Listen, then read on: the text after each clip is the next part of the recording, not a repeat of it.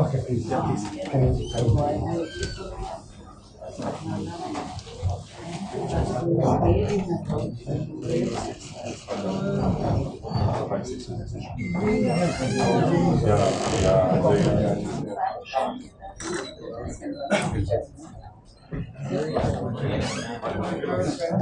Yes, just tell me where I can stand.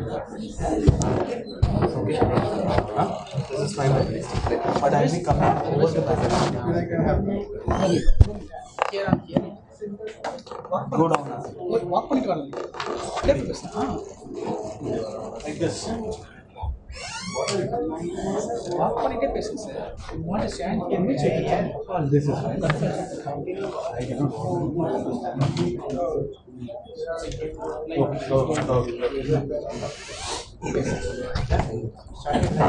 Yeah.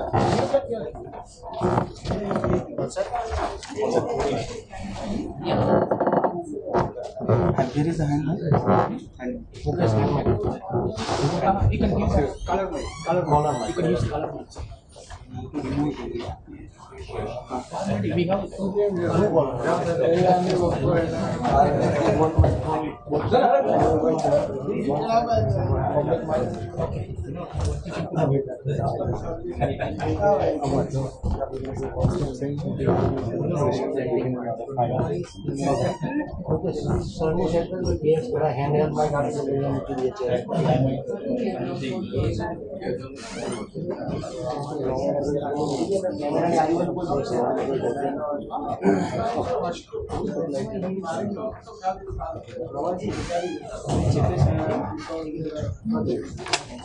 live is enabled, sir. Our program is going on. Okay. Same only. Hello.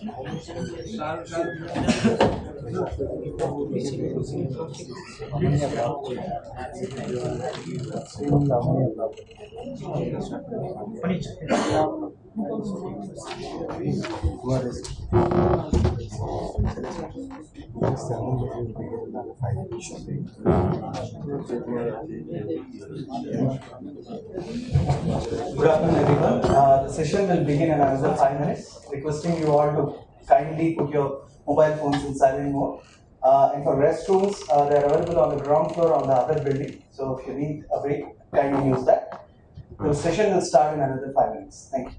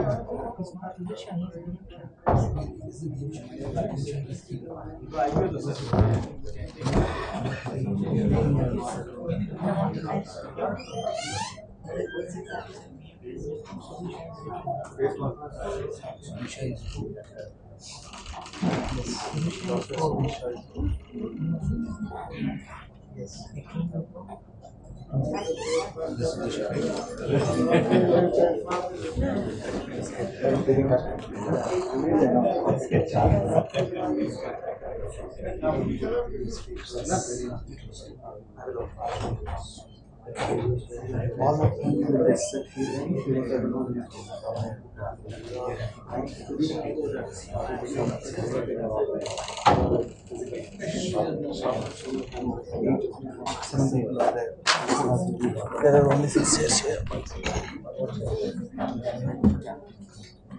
Every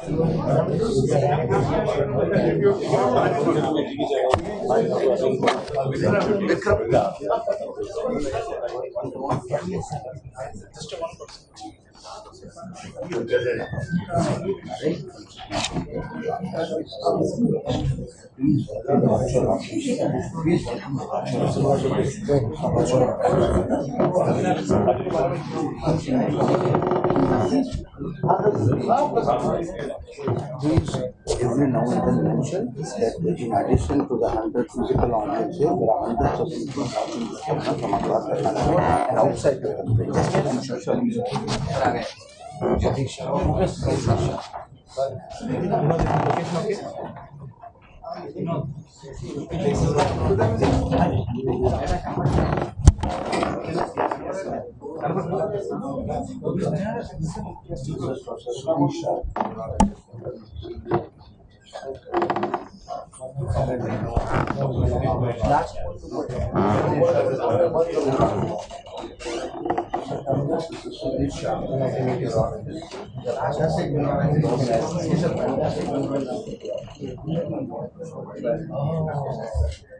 I'm getting there. He's far younger than us, but he's emotionally much more involved than all of us. Looking forward to this.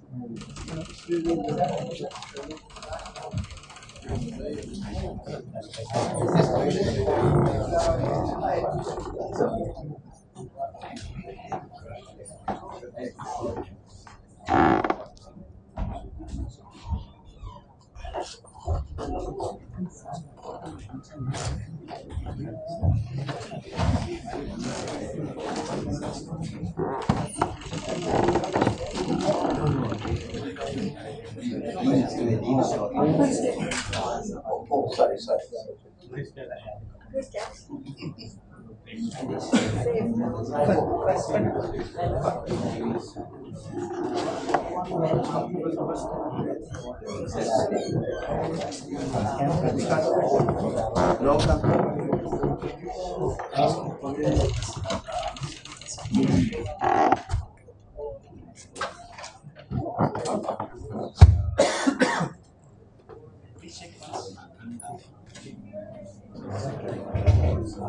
Good afternoon, everyone. I welcome all on behalf of ADNF and University of Pittsburgh Business of Humanities.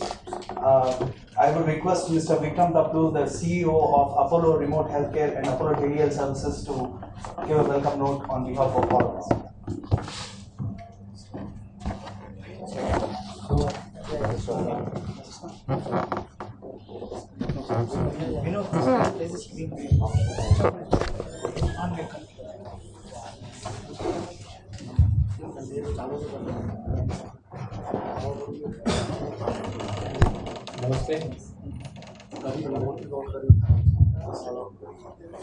Namaste everyone.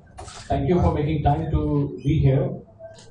I welcome the team from University of Pittsburgh, Narottam Lalbhai Foundation, Safe World Rural Services, Apollo Hospitals Ahmedabad. Thanks to University of Ahmedabad. And also, I would like to welcome all the hundreds and thousands of people who have joined this program virtually through web. Basically, when you look at the umbrella of business of humanity, business looks very different from humanity. So business looks very selfish, humanity looks very humane, very selfless.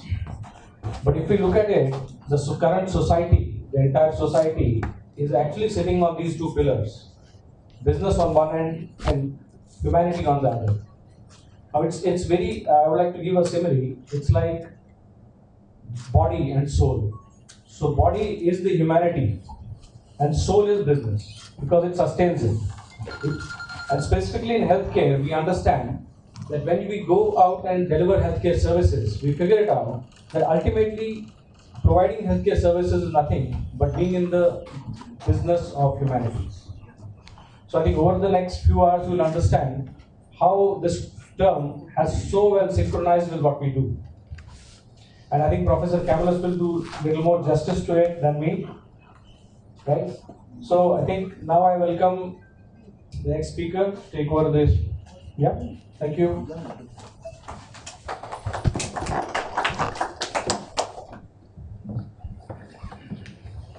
Now I request Mr. B.M. Shaw, the Registrar of Ahmedabad University, to kindly give his presentation, his talk on Business of Humanities and the Tuver Health and Wellness Project.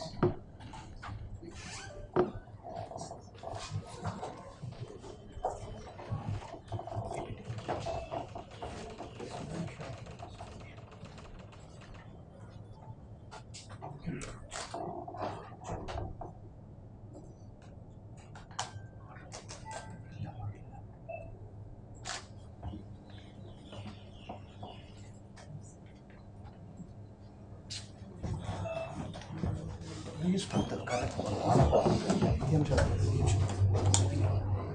It is second number. Second number.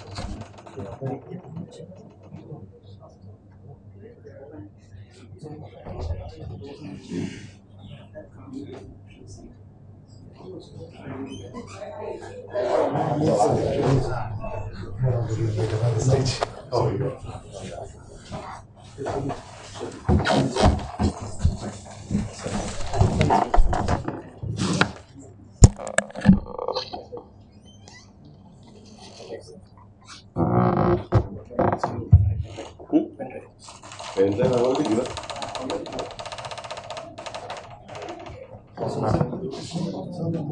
So there must be UOP, SDNS, and a LADIA. Ha, this is it.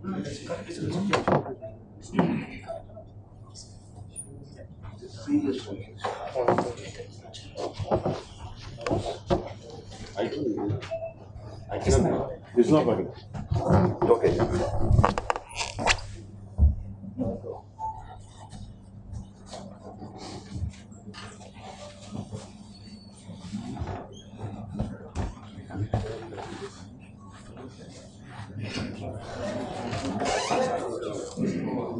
First one, sir. First one. Yes, sir. Ah. I think power. Okay. Let's look.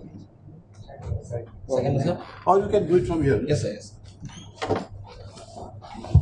Good afternoon and welcome to this symposium. I'm B.M. Shah. I'm here in multiple capacity. I'm the director of Ahmedabad Education Society, which runs all these schools and colleges and Safety University and Ahmedabad University. I'm also registrar there at Ahmedabad University and executive director of Narottam Lalbhai Rural Development Fund. In 5-7 minutes, I have given to just give you an overview of this project. This project is a combined effort of University of Pittsburgh, Apollo Telemedicine Network, and Narottam Lalbhai Rural Development Fund. And it's an interesting episode how three of us came together. When Ahmedabad University started in 2009, and we had one EMA program, and John Camillus was one of the distinguished faculties there. And that's how we met together. And then at that time, after leaving Irvine, I was also working at Narottam Lalbhai Rural Development Fund. So he understood about the kind of CSR that we had been doing over 35 years. And they were working on one project. The title is Business of Humanity. Many times I think, John, the people understand wrongly about business of humanity. In fact, today morning, Carlos also was reminding of that. The good part is that they have taken an initiative for the welfare and benefit of underprivileged and the downtrodden people. And then you say they are working on one DC power project. They were in need of a place where they can take it as a pilot And the place should be such where there is no facility at that moment. And then immediately I remembered of the district, Nagar, Vadali, Idar, Kedrama, where a prison was there for almost 35-40 years, thanks to Arvind Lalbhai, who actually took this initiative Rural Development Fund. And then we visited, and we found out that Tuver is one village which is quite far off. They have no facilities in terms of power, water, sanitation.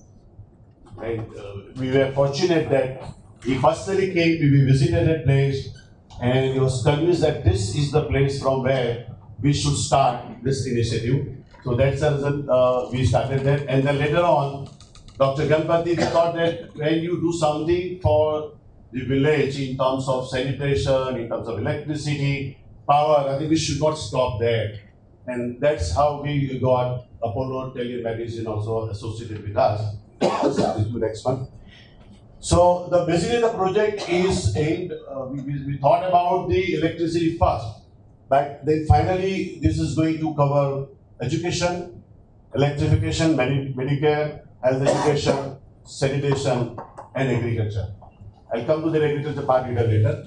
And for the purpose, as you said, Tuver in the Kedrama Taluka was picked up. Next. These are the players in this project. The project is funded fully by Business of Humanity, thanks to John Cavelas. Done in association with Narottam Lalbhai Rural Development and me and my team. I think I should not take much of the credit. It's Kanti Bhai and Vinod and the entire team in that village. They have done a wonderful work.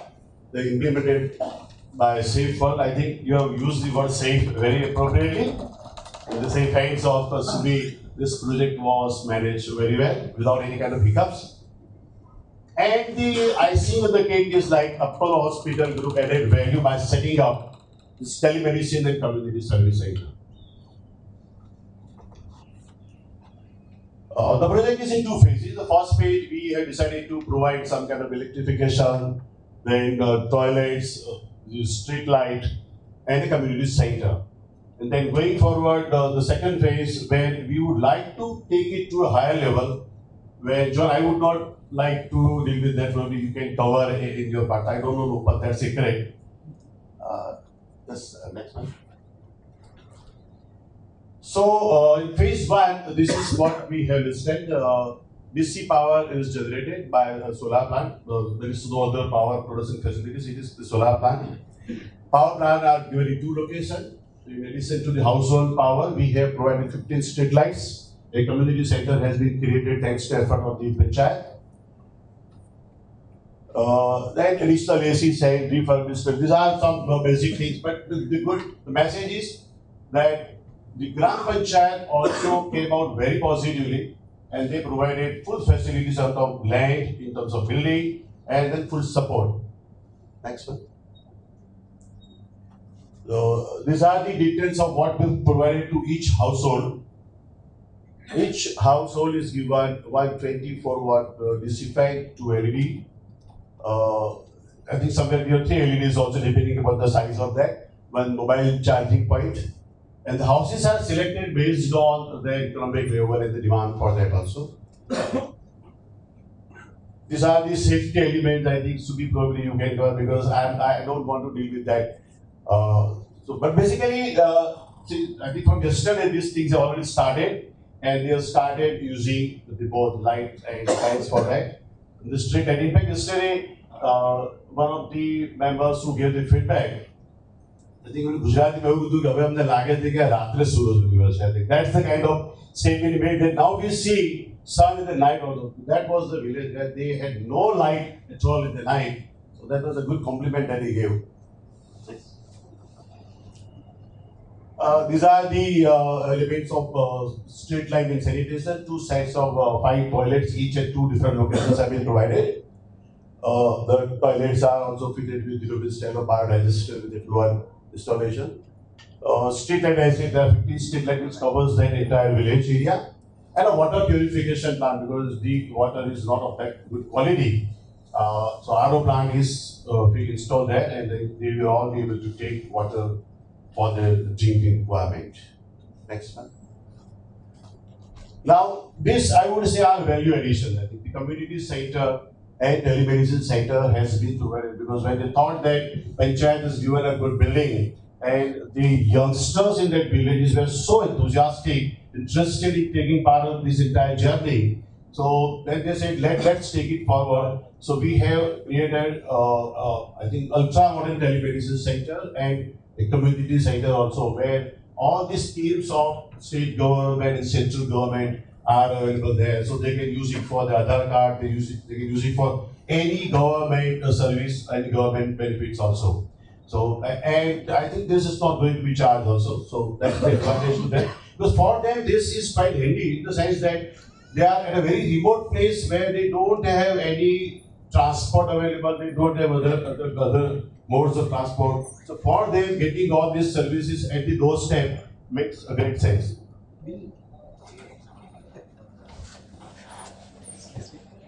These are the few initial pictures where this kind of plant we have created. These are the wiring and the cables.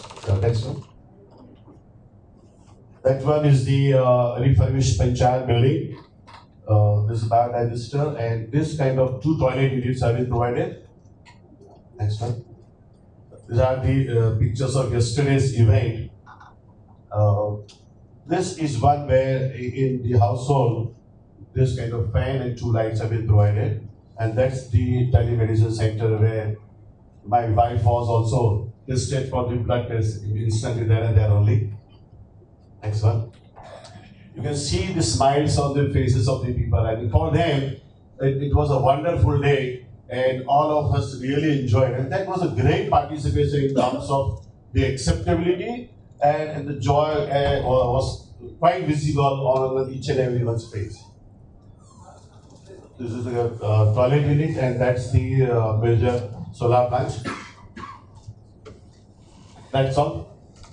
I think this is the starting point and from there onward, maybe those who are involved in the whole process will take it to others. Thank you.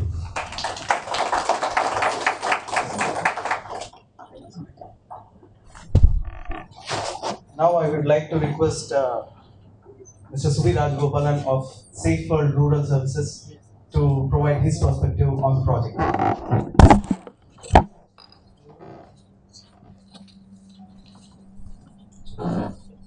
Good afternoon to all of you and all those who are also joining us virtually. In some cases, good morning and in late night, as it might be. Thank you again for your time. And I'm going to just basically talk about the disruptive technology that is solar. You all heard of it. The word disruptive about a few years back would be considered a negative word. Today, it is the in thing. Why is it the in thing? It is the technology that is changing the way we look at things, the way we feel about it, and what we can achieve with it. It changes the whole community at various levels.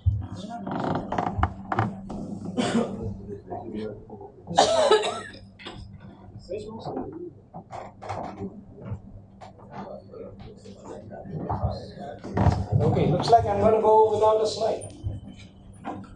That's okay. So basically, solar power, when it started out by itself, was very disruptive.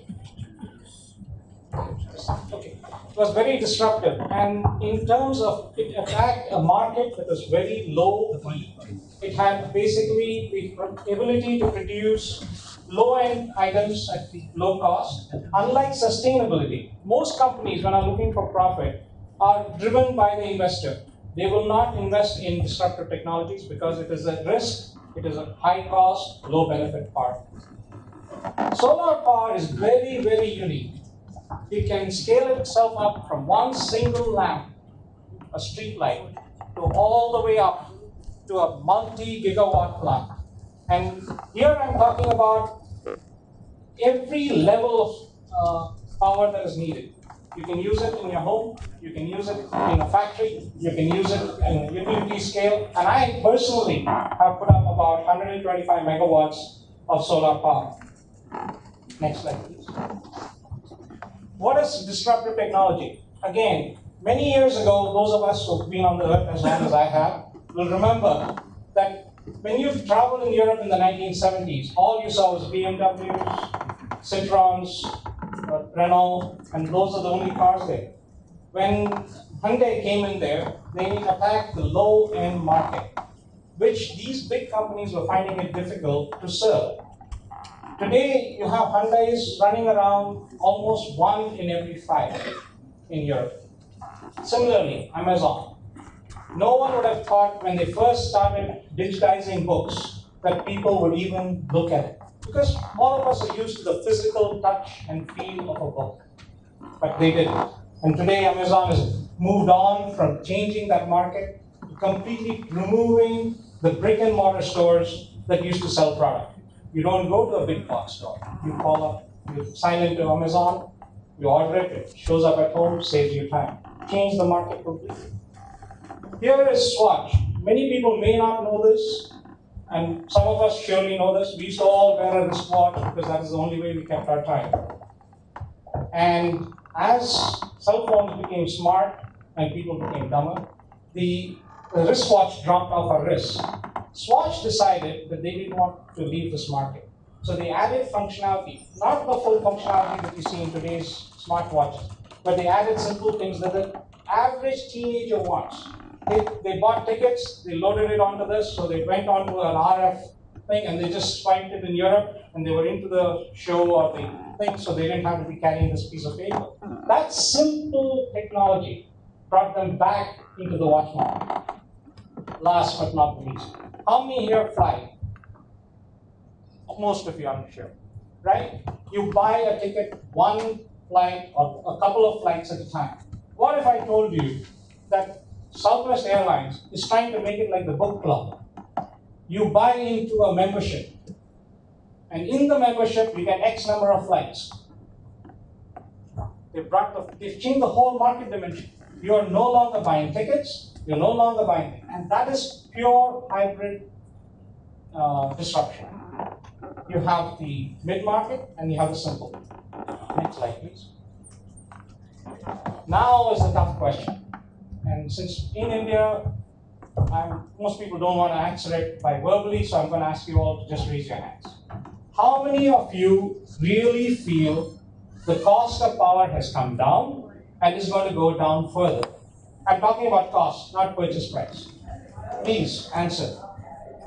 I see only one hand. I see people saying negative. Next slide, please. And this is where disruptive technology and what I believe in truly comes true. The orange line, if the blue line didn't exist, that's what would happen. Orange line is based upon, I don't own a power plant, so I have no way of getting to the basic numbers, but I have ways the market has taught me.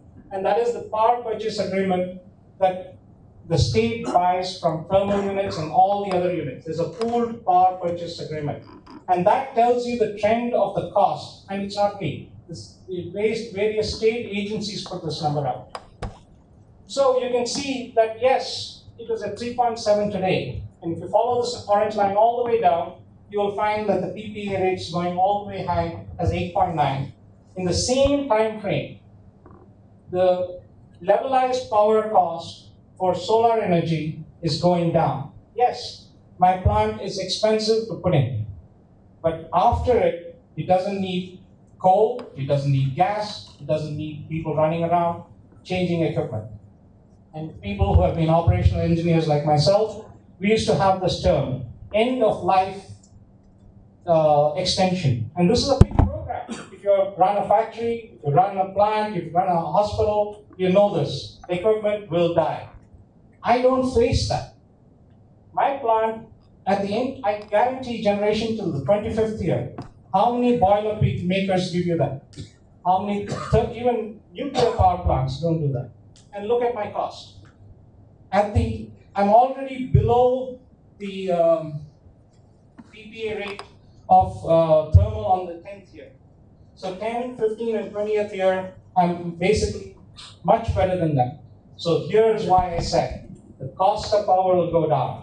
Now, everyone, and I can prove this in any scenario, this is based on a 1 megawatt plant. Here's the next reason why solar is also disruptive.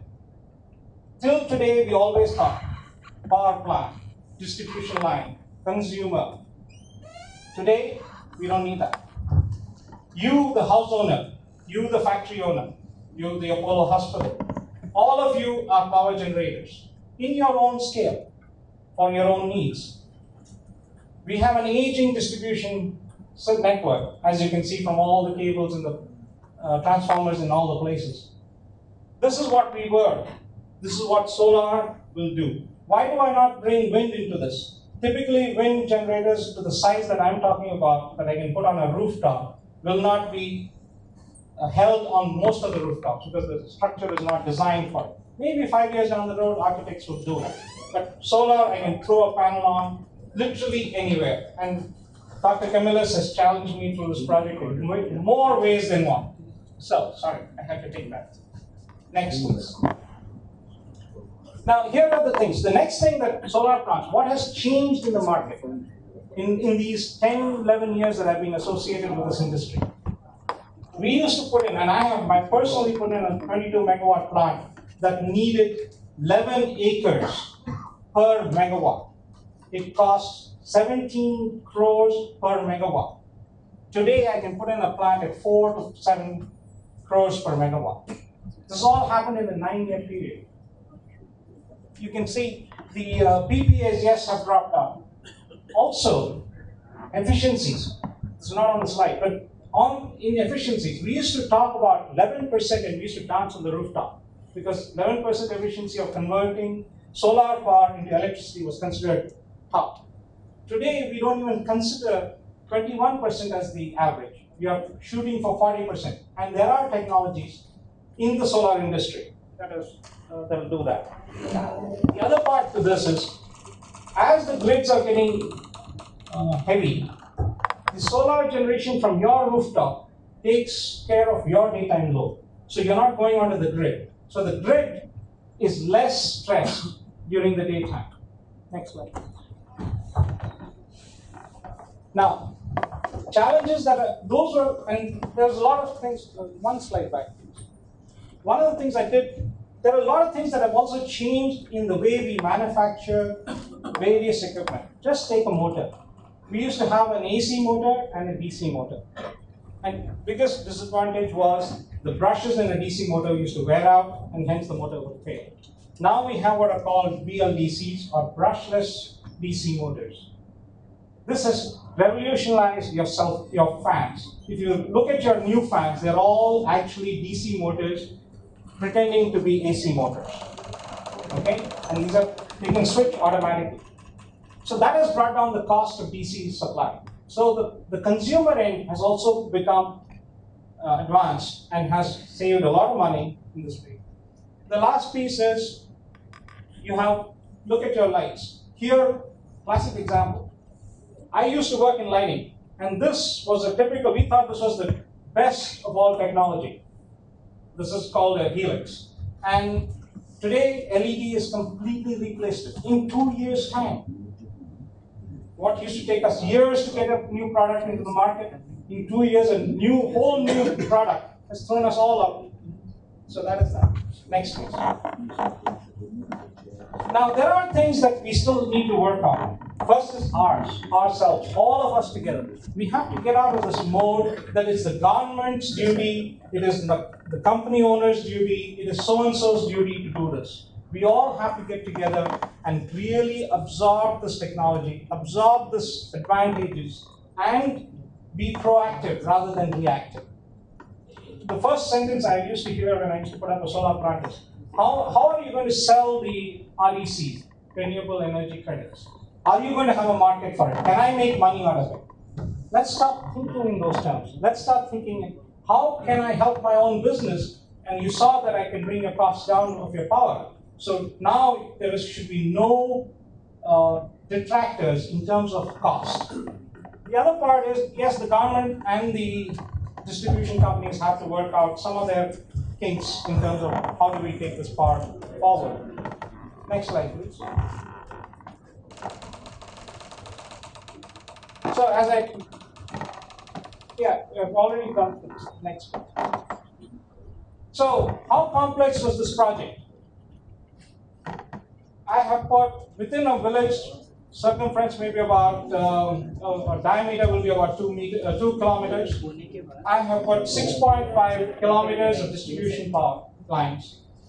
All are shielded and there are basically 6 lines that are going in for the household distribution, 4 lines for the street lighting. A gentleman asked me a few minutes back, how have you built redundancy? This is how I've done it. By creating multiple distribution points and multiple generations. In this little village, we have 3 separate generating plants. One for the household, one for the street lighting, and one for the community center. Next slide, please. This is the community center. When it was handed out to us, it was an old panchayat building. They could not give us any other land. So we took that building up, stripped it to its bare mode, and rebuilt it all completely with external and internal work. This is the only community center where you have 2 air conditioning systems running day and night, and 0 power consumed from the grid, because my solar plant provides power for everything. Next, and this is after opening. Some of these speakers, you will see them coming up on this. This is our toilet, and you might think, why am I talking about a toilet and power? This is partly the disruptive technology. You can build a toilet for everyone. If the wastewater is going to come right out in front of his house or her house, they are not going to use it as a toilet. So we had to think through this whole process. We created the common toilets, and under them are biodigesters that are European Union certified. So the effluent from it is 0. Instead, it produces fertilizer, liquid fertilizer, ready to be used and safe to be used. Okay, next slide, please. Just to give you an example of skill development. We taught people who are basic farmers masonry. We taught them how to break fix electrical work. We have taught them solar installation. Some of them have now already started getting jobs in the solar fields that are coming up near this property. Next. And that's it.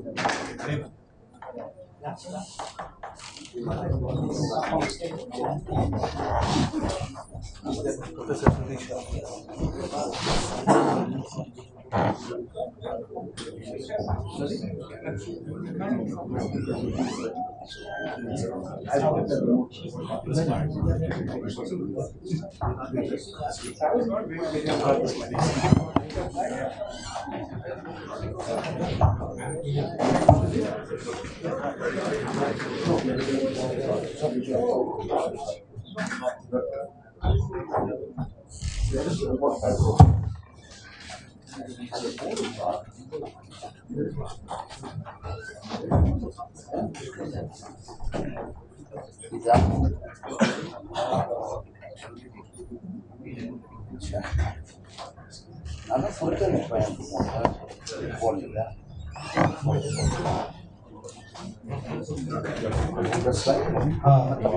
Now I request, I'm sorry, there has been a bit of change in this schedule in the agenda. Now I request Professor Sudesh Shah, consultant neurologist, to come on to the dais and provide his presentation.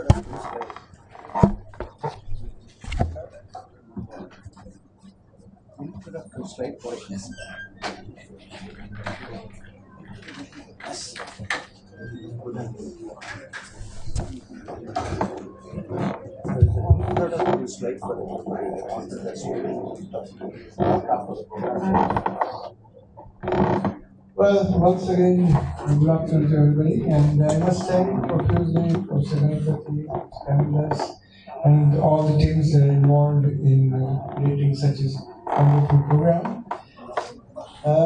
My talk is pertaining to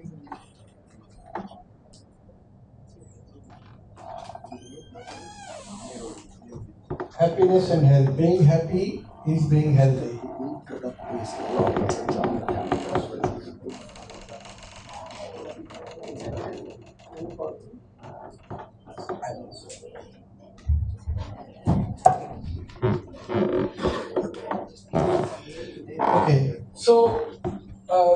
short presentation. I just want to highlight some of the points. First question that I would ask is, does happiness lead to good health outcome? Number two, does it affect recovery from illness and boost healing? Does happiness cure any disease? Is happiness a key medicine?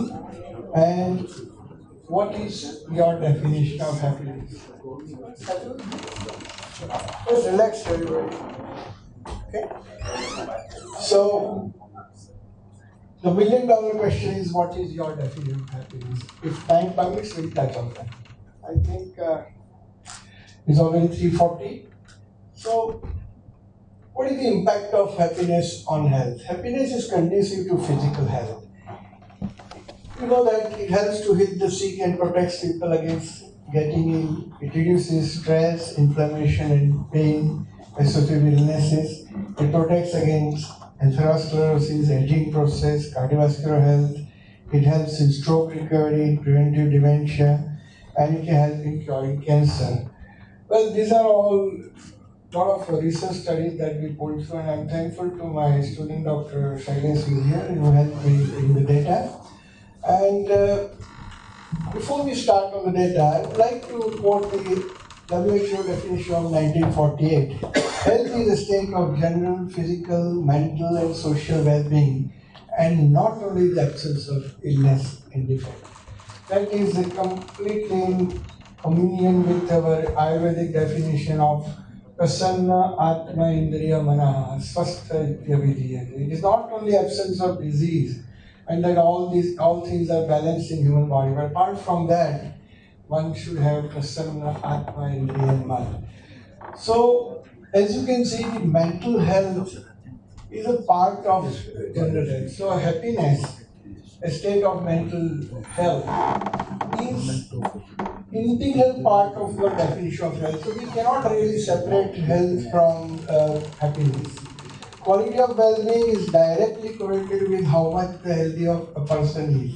So happiness is very important in remaining healthy. Happiness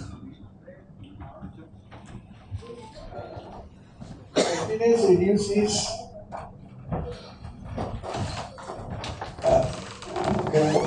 The studies show that elderly people who are happy have a 35% chance of living a longer life than the negative kind. So these are all research studies. I have not quoted all of them, but you can see some of the lines there. Centenarians who are attributed a healthy, a long life, they have said that their happy attitude is a main contributing factor for their longevity. And the factor in the longevity of happy people is better health habits. What does that mean? Happy people do not fall prey to vices, their sleep pattern is adequate, and they have a habit of exercise or doing some other productive activity. Next slide. Happiness reduces stress and inflammation. It can prevent people from falling ill. Happy state of mind reduces stress, which in turn is associated with inflammation. In both conditions, acute as well as chronic inflammation. Studies reveal that it reduces mainly three biomarkers of inflammation, that is interleukin 6, CRP, and fibrinogen. Next one. So health consists of chronic stress. Happiness reduces stress. What does stress do? You know very well. On physical and mental, both sides. Physical side, it weakens immune system, it inhibits GI system, reduces nutrient absorption, reduces dysregulated reproductive hormones, affects the reproductive system, increases vulnerability in cardiovascular system, and disturbs the nervous system. Mental level, it lowers mood, increases pessimism, increases anxiety, irritability, induces negative experience, etc. So, some of the studies have also shown that happiness and inflammatory responses to acute stress in people with type 2 diabetes are altered for good. Happier individuals with type 2 diabetes have lower inflammatory markers before and after acute stress. Next slide, please. There was one interesting study on emodiversity, emotional diversity and biomarkers of inflammation, and that was again from Anthony group.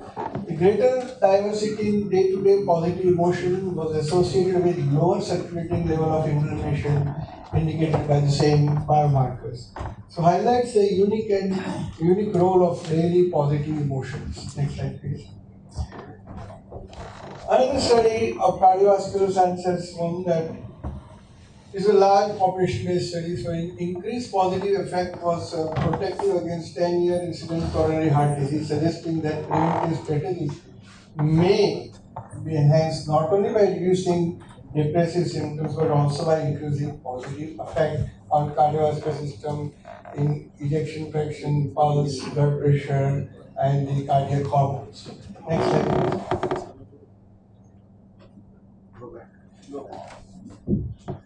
And this is the chart.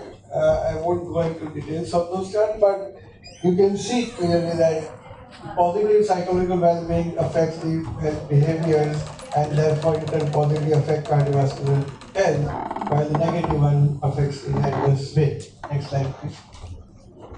Happiness in cerebrovascular, there are some studies which show that the carotid artery thickness is also decreased in happy people. The atherosclerosis biomarkers also reduce, the cortisol levels are also reduced. These are all documented studies. Next slide, please. Outcomes after stroke is also supposed to be better. Happy hormone has faster recovery. You must be aware of those studies where after the stroke, if patient is given SSRI, serotonin uptake inhibitor, then they have better recovery in motor function and mood, etc.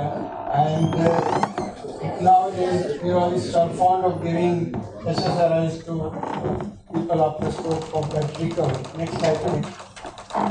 And these limit hormones, serotonin and dopamine are the important hormones for happiness. So improves depression through re-establishment of normal learning patterns of prefrontal circuit, and that in turn affects the outcome of improvement in gait, etc.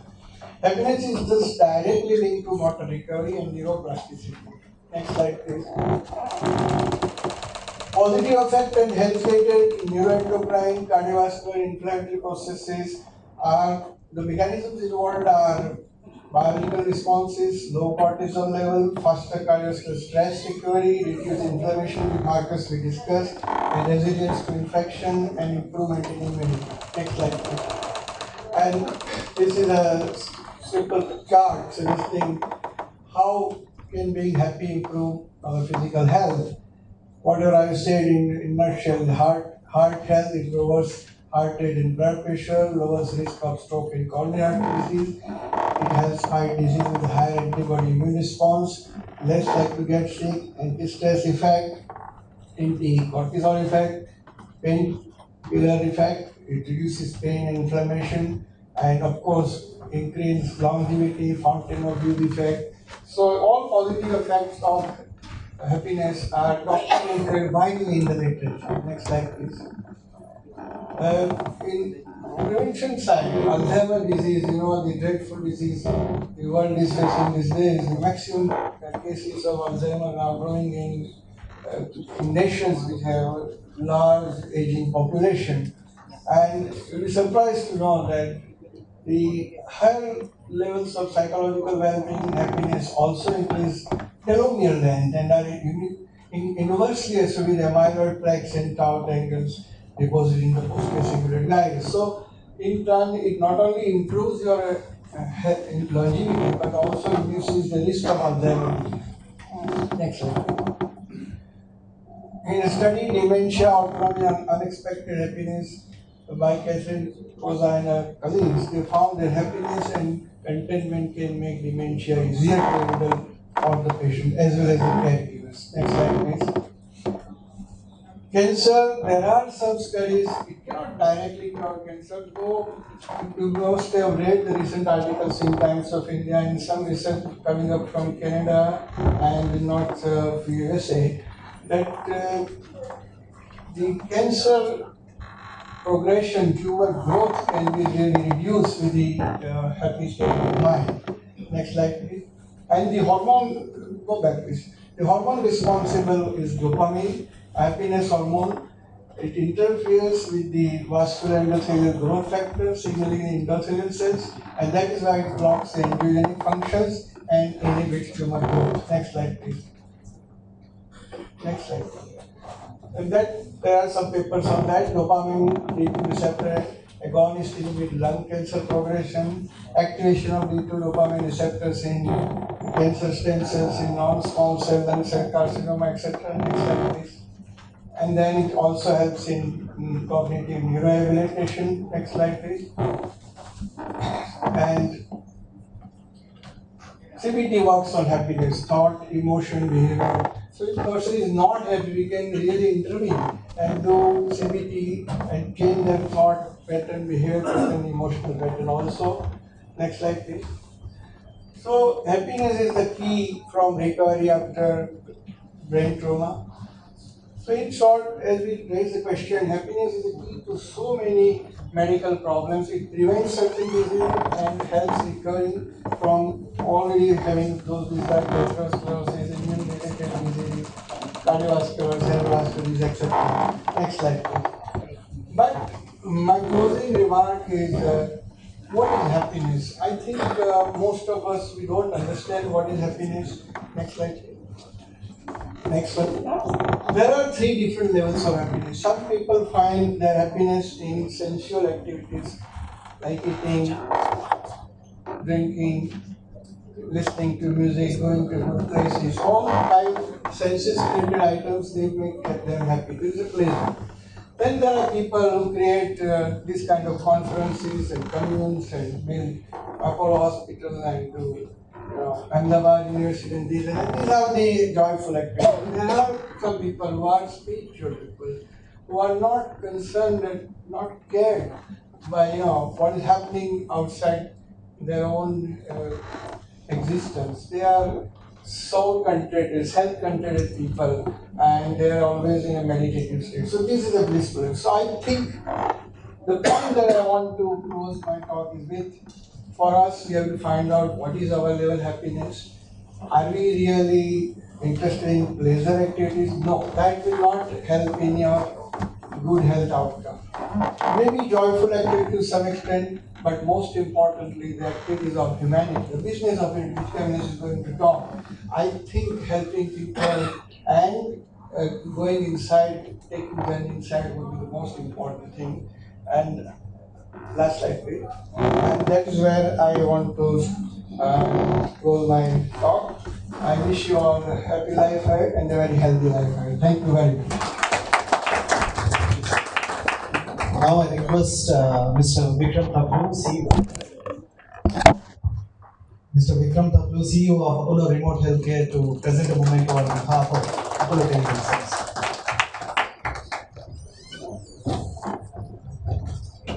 Our next speaker in today's meeting is Dr. Arjan Asad, Henry E. Haller Dean, CATS Graduate School of Business and College of Business Administration of Pittsburgh. We have a pre-recorded presentation from Dr. Arjan. We are going to play the scene.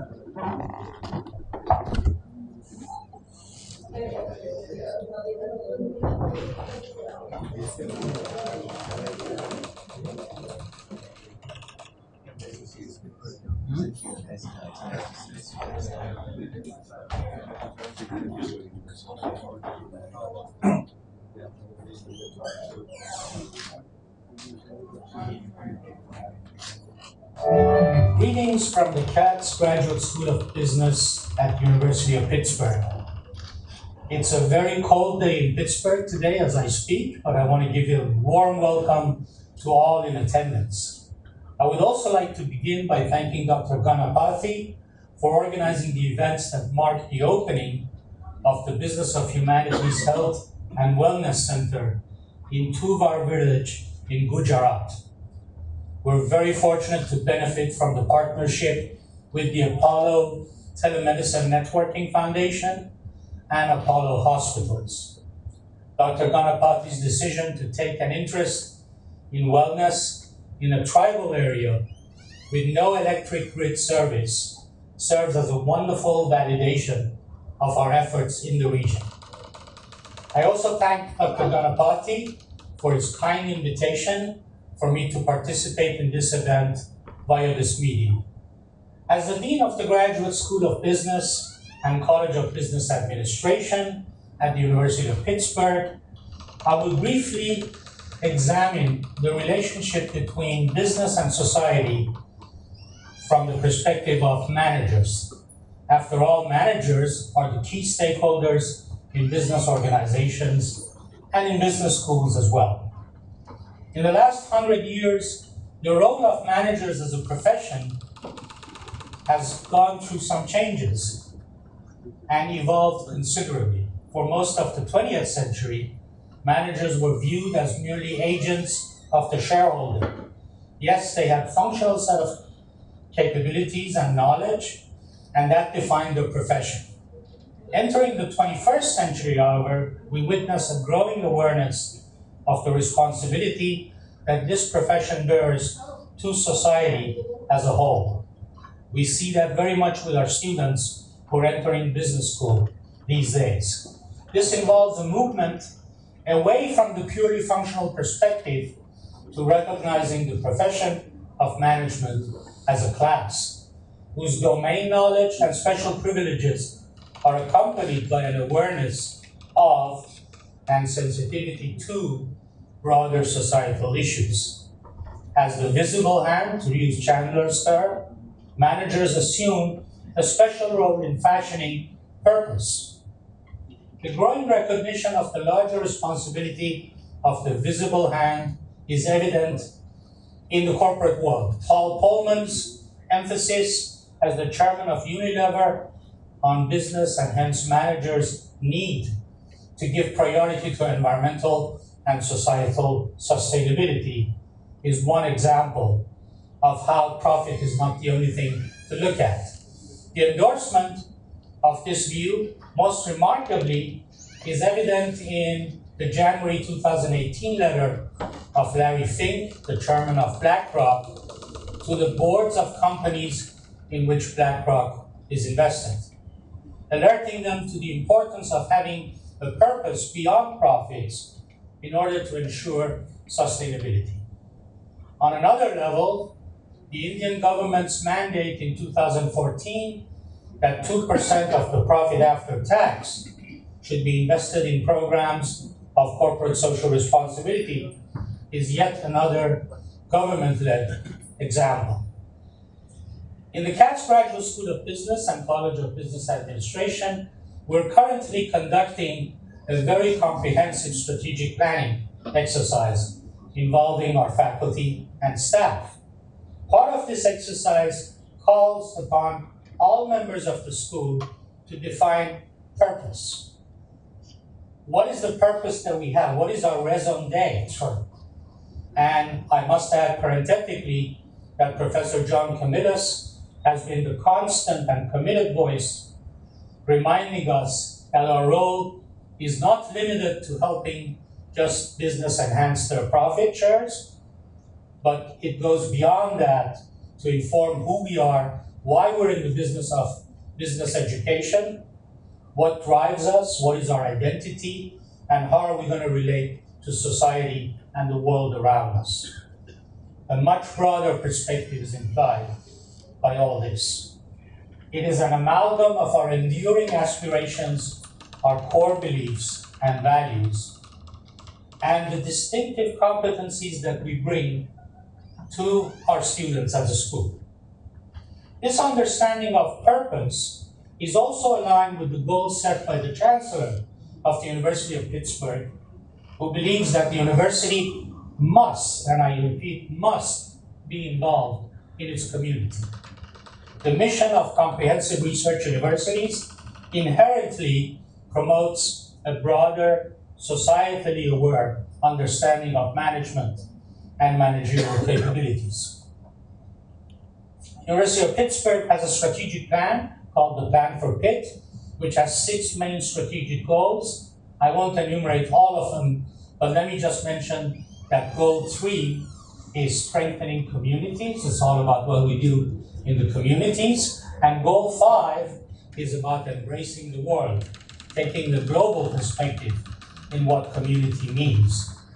In our school, we're strongly aligned with all these goals and seek to achieve them with an informed understanding of the important role of business and business schools in society as part of our commitment to educational excellence in business.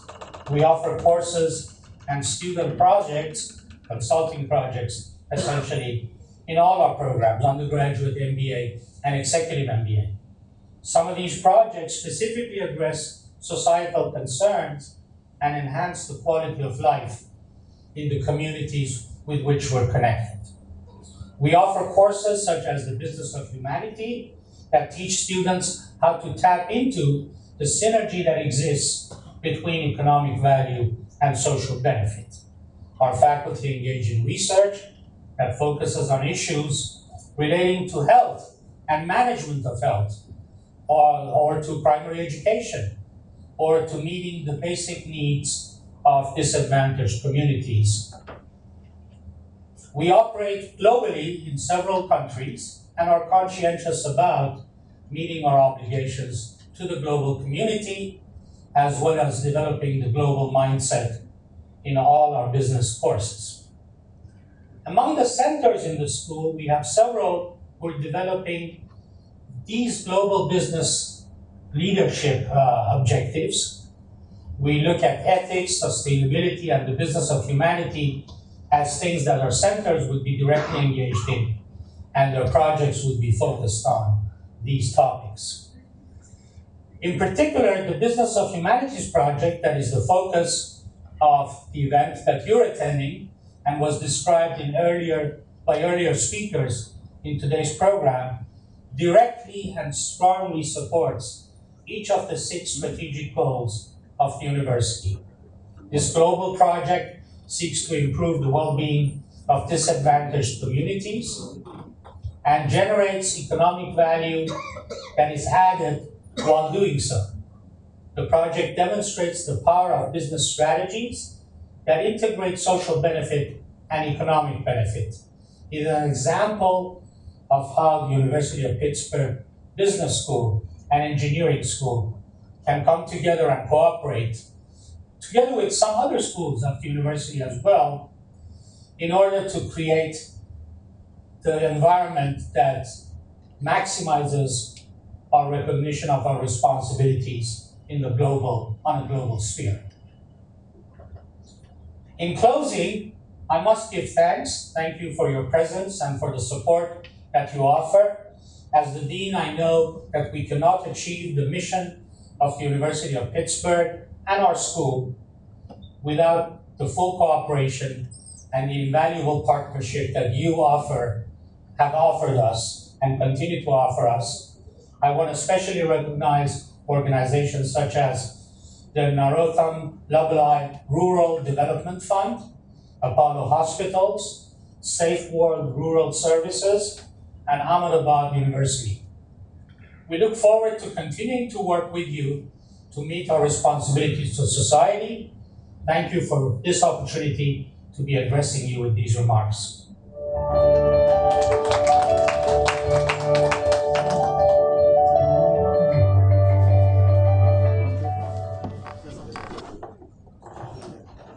Thank you for the wonderful speech, Dr. Ajahn Asar. Now I request Professor John Camillus, the Donald R. Beale Professor of Strategic Management, University of Pittsburgh.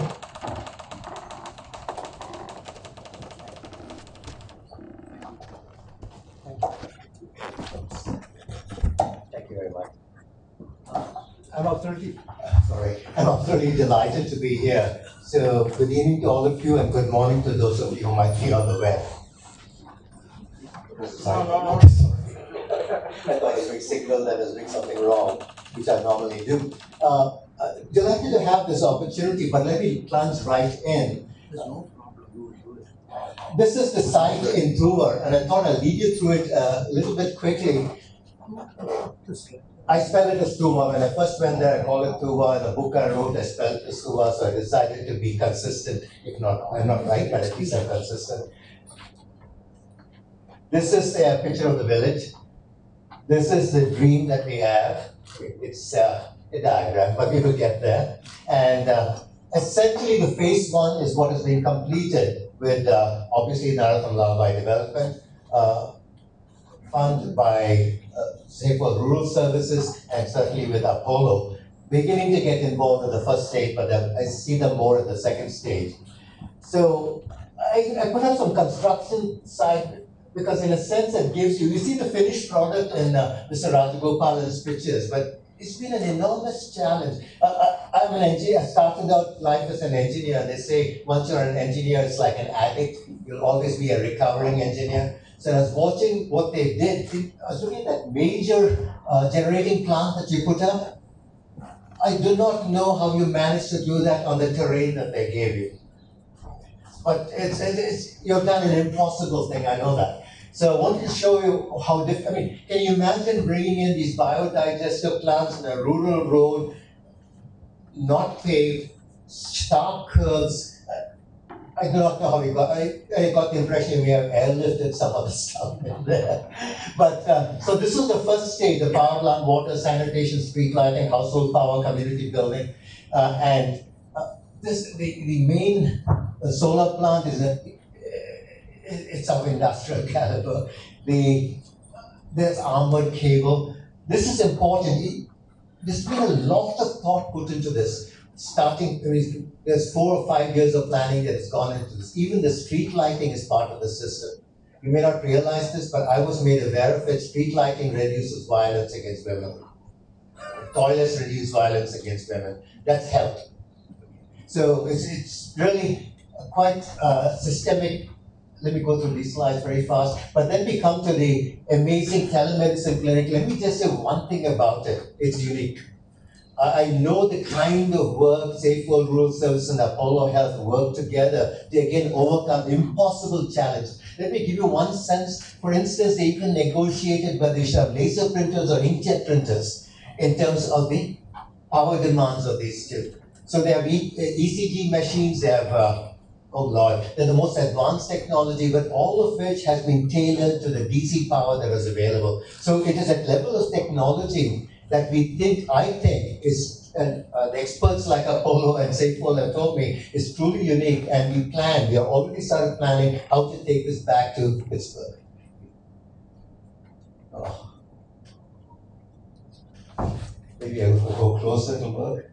Can you hit the? I got it. Yes. Thank you so much. You have it too. So the phase 2, the telemedicine clinic and so on is done. Again, to give you some sense of what is happening. The phase 3, which Mr. Shah said I'll talk about, is really critically important for us. Let me emphasize that. This is part of the economic sustainability issue. We are trying to bring in agriculture there that will bring in, and it's very sophisticated, advanced agriculture, which we have in Pittsburgh, by the way. We have a unique bioshelter that attracts people from all over the world as part of the Business of Humanity project. It's again DC, off-grid, solar, water, an aquaponic system, hydroponic, green, vertical farming. Those are the ideas we hope to bring here and generate produce that is premium crops. And my dream that I mentioned to Mr. Rajagopalan is that we need to export this food to the US. So the precision, even the Common Services Center will generate some income. When I talk about a self-sustaining project, which I think is the heart of the Business of Humanity idea. It's not philanthropy. It's something that communities can get into. That's what makes it difficult. I mean, money is not difficult to find, but to develop a strategy that is self-sustaining, that is the challenge. The Homewood business side, I want to spend just a second or two here. Thank you. These are the principles. I must mention, extreme left is Dr. Bopaya Bidanda, very distinguished Ernest Roth Professor of Engineering, Industrial Engineering, Chairman of Industrial Engineering, and my partner on this project from its very founding. 2 of us got money from what I call the Crazy Ideas Fund. The university has this fund for ideas which will not get funded by any other source. So they gave us $150,000, which may not seem much, but if you spend that on just ideas and developing, it's a lot of money. We have generated more than $1 million of support without even putting a proposal in. It's such a powerful idea. But without that initial Crazy Ideas Fund, so 2 of us got that. On the extreme right is Dr. John Wallace. He owns all the property there. It's the most disadvantaged community in Pittsburgh. On that side, that brownfield site is where we have built our really unique, advanced, state-of-the-art the people who run it say there's nothing like this in the universe. I can talk about it forever. Bioshelter, in the middle is Miss Christy Browner, who actually does everything. We get all the credit, but she does all the work. So that's the team that's working in Pittsburgh. And that's a dream for what will happen there. So if I could go through this, that's the bioshelter. I can go on for, it's triple pane polycarbonate, so it can even stop a bullet. In that neighborhood, that's not an irrelevant consideration. We put these solar panels on a pavilion, again for security and safety reasons. People don't even know the solar panels are there, but that immediately creates an outdoor classroom which you're using. If you put it in a home, that's a carport. So if you go about, it's harvested rainwater. As I said, I can go on endlessly about the amount of planning and unique design that has gone into that bioshelter. Let me pass through this. So right now, as we speak, in Madras, in Chennai, there's a DC grid that's been designed, built, and tested by IIT Madras, which is being shipped to the US. And we'll be installing that in those 3 buildings, on the yellow buildings on the left. This will be, again, the technology in bioshelter really is unique. And I must mention there's a company formed by a team of students that created the technology there and implemented it. And that will be the first of its kind DC microgrids, as Mr. Rajagopalan mentioned, and we'll be using as consulting services to make sure that works, will be totally unique in terms of lowering the utility costs for the poor people in that area. So, and we'll be replicating this again, like Dr. Ganapathy likes to say, we are going to replicate 1,000 tubers in India. This project also, we hope, will be replicated across the world. So why am I here? The classic philosophical question. And why is University of Pittsburgh and Tuver and Homewood? And that's a very easy answer. It's a big university, by the way. It's 14,000 crores is the university budget itself is 126,000 crores we include our medical operation. It's not a trivial. So why would you be interested in a tiny village, a remote place in 4 hours from Ahmedabad? The dean talked about it, so I won't spend too much time on it. Talk about research of impact. What you're doing in Homewood is state of the art for the School of Social Work, for the School of Public Health, for the Business School, for the Engineering School, Public and International Affairs is getting involved, the Law School is also involved. So it's really state of the art issues, and in the process, it's strengthening the community. Embrace the world, build foundational strength to work. It's very important to our strategy. We can't talk about just Pittsburgh. And the final two are inevitable goals that any university has to have, especially in the US. So that's an easier question to answer. What's more difficult to answer, please?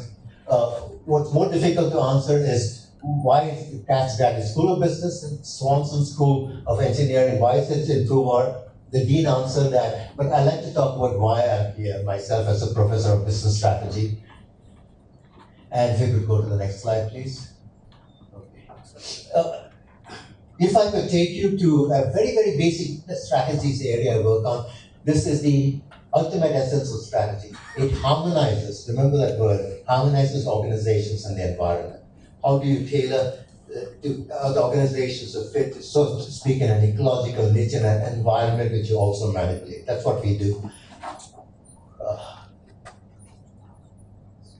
1970 was the foundational concept of business strategy, and this is it. All of you know what SWOT matrices, strengths, weaknesses, opportunities, and threats, looking at the internal context, looking at the external context, and putting that together in the context of top managers' values and stakeholder priorities, which maps onto the organization and the environment.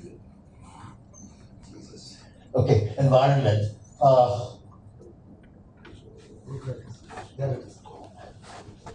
And strategy, again, I was just drawing it from the previous slide.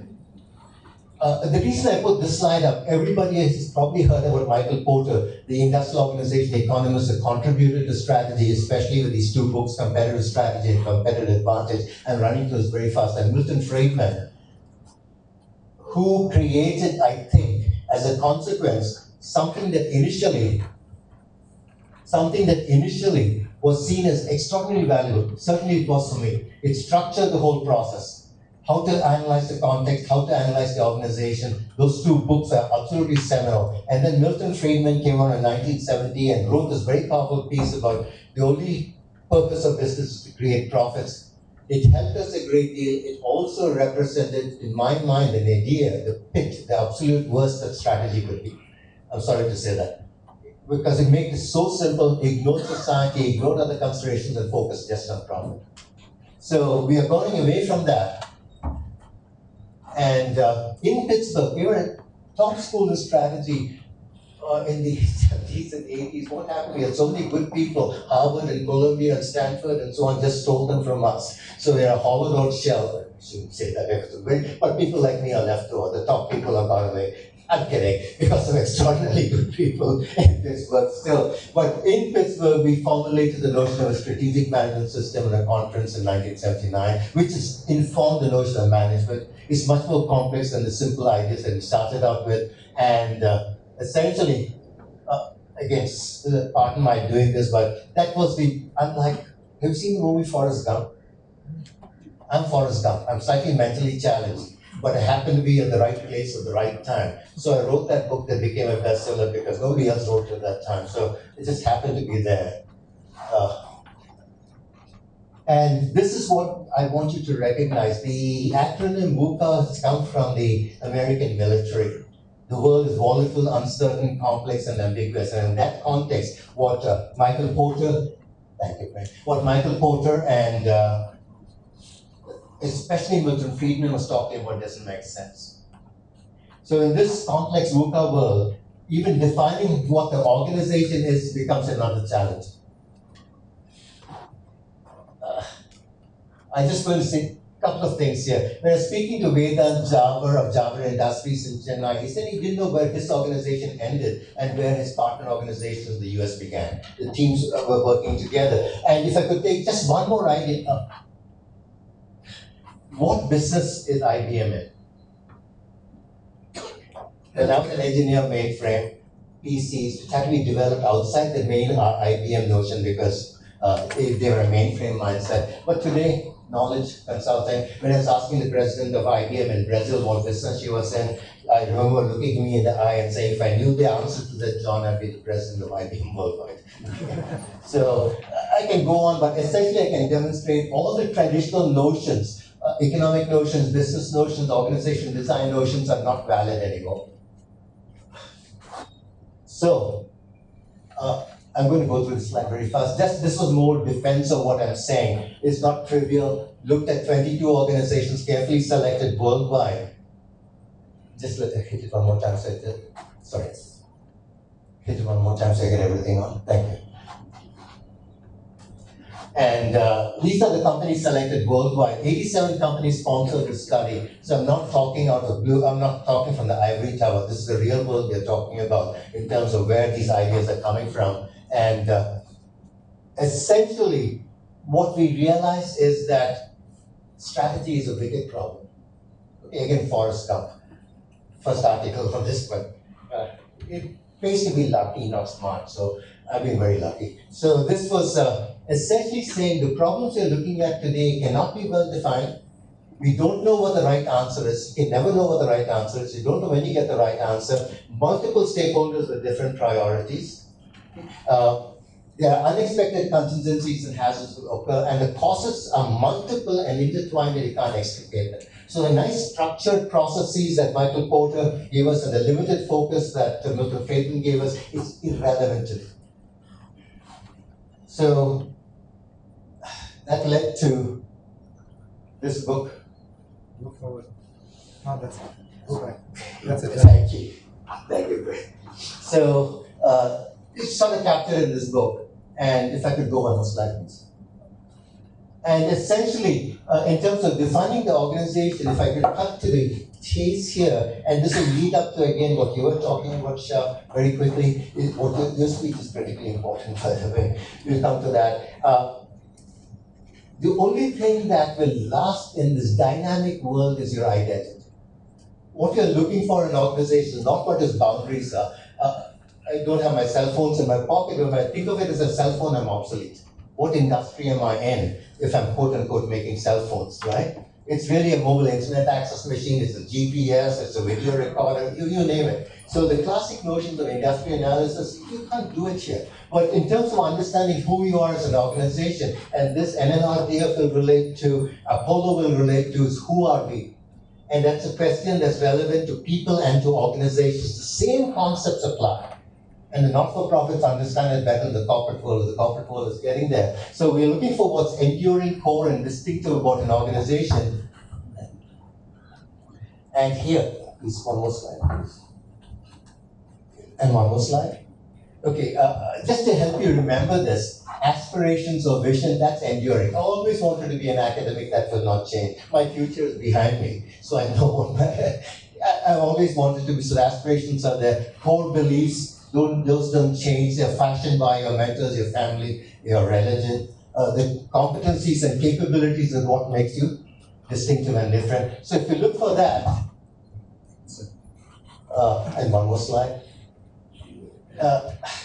I'm not educated and fairly well trained. My wife is the educated partner in the family.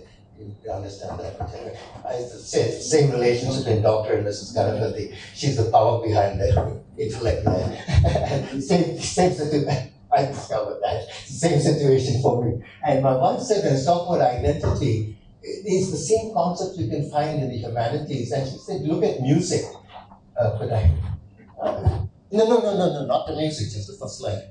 Okay, just shake that forward, please, sorry. Yes. And beliefs and values again forward.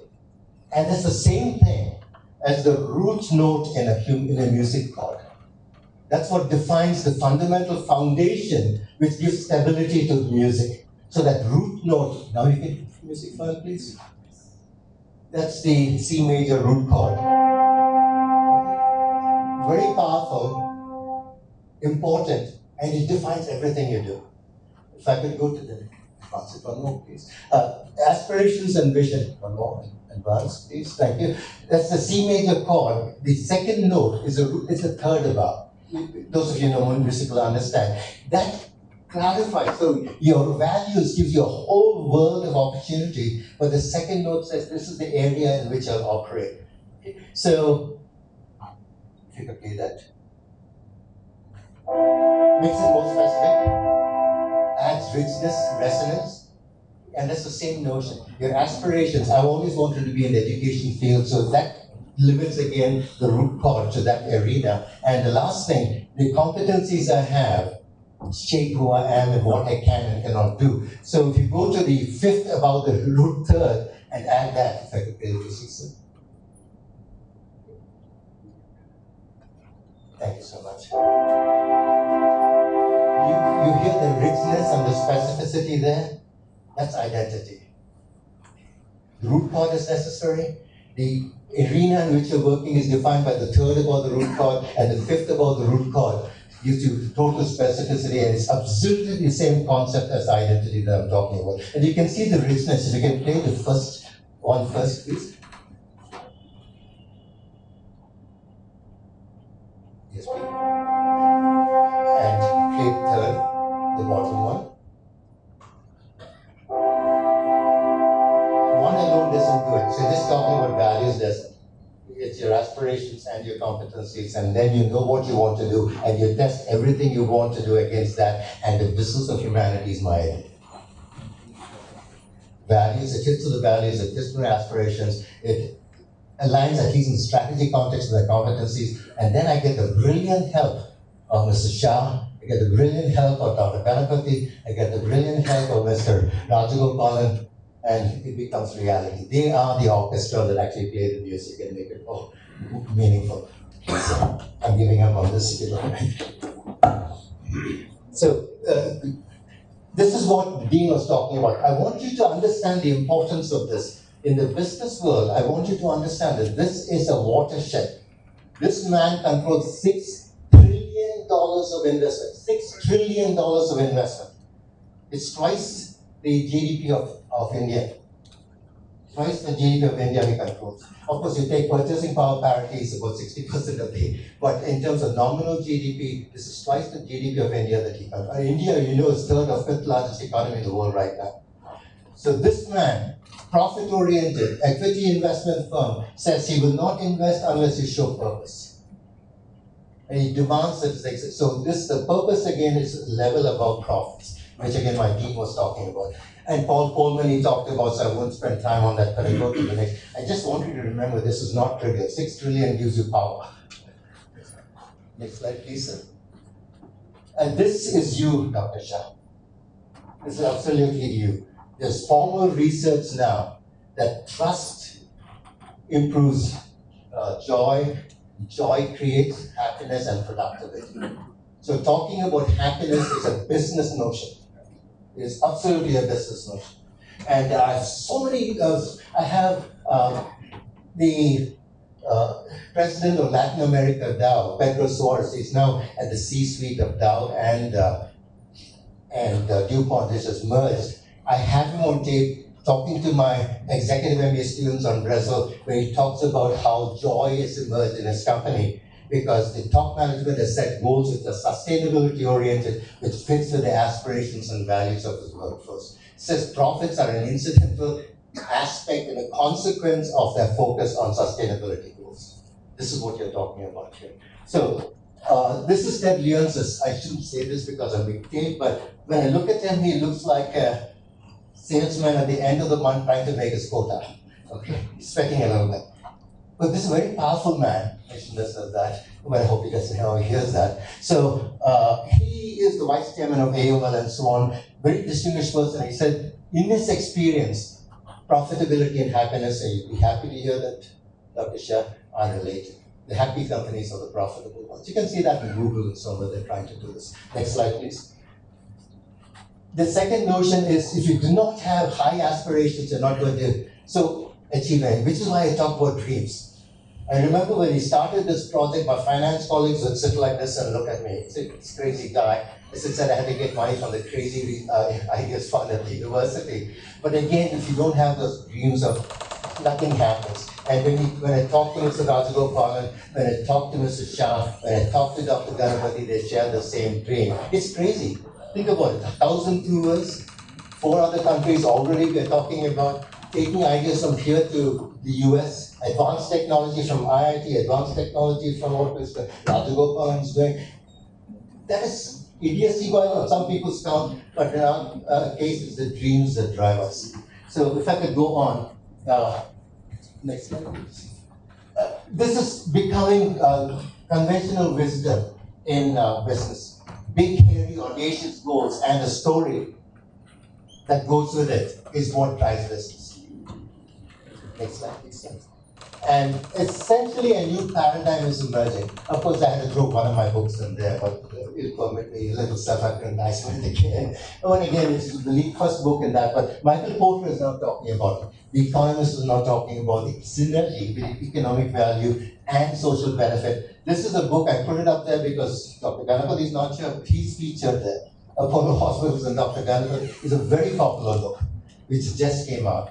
And essentially what Apollo is doing has been captured as one of the great examples.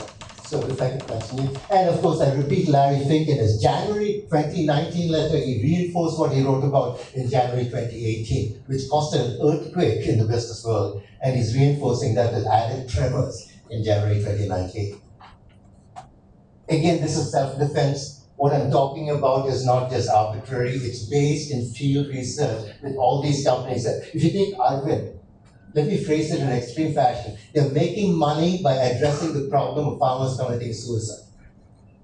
It's not a trivial thing. I've seen the plan. It's a 37 megabyte business plan. Mr. Shah, you'll know about it because you know Arvind. But essentially addressing the issue of farmers committing suicide, they have become one of the biggest producers of organic denim in the world. Walmart and Patagonia, they see themselves as a prime, see them as a prime supplier. The farmers are not committing suicide, they got more income, the land is being improved because it's organic farming, it's a total win. I can go on and on. So if you talk about this, thank you so much. Yes. This is the classic notion from the 1980s, the emerging perspective, wicked strategies, which I talked about in this complex situation, the traditional notions don't work, and the future perspective is what I'm trying to achieve, and I hate to say this on tape, But I have my previous dean saying this, John Delaney, and he said the mindset of the business of humanity is what all businesses and business schools need to adopt. And I heard my dean saying this too. So I'm going to keep that videotape very carefully and say, John, this is what you said, so you better support the heck out of me in the future. Yes. The next slide, please. So this is a proposition, and I had this very interesting conversation this morning.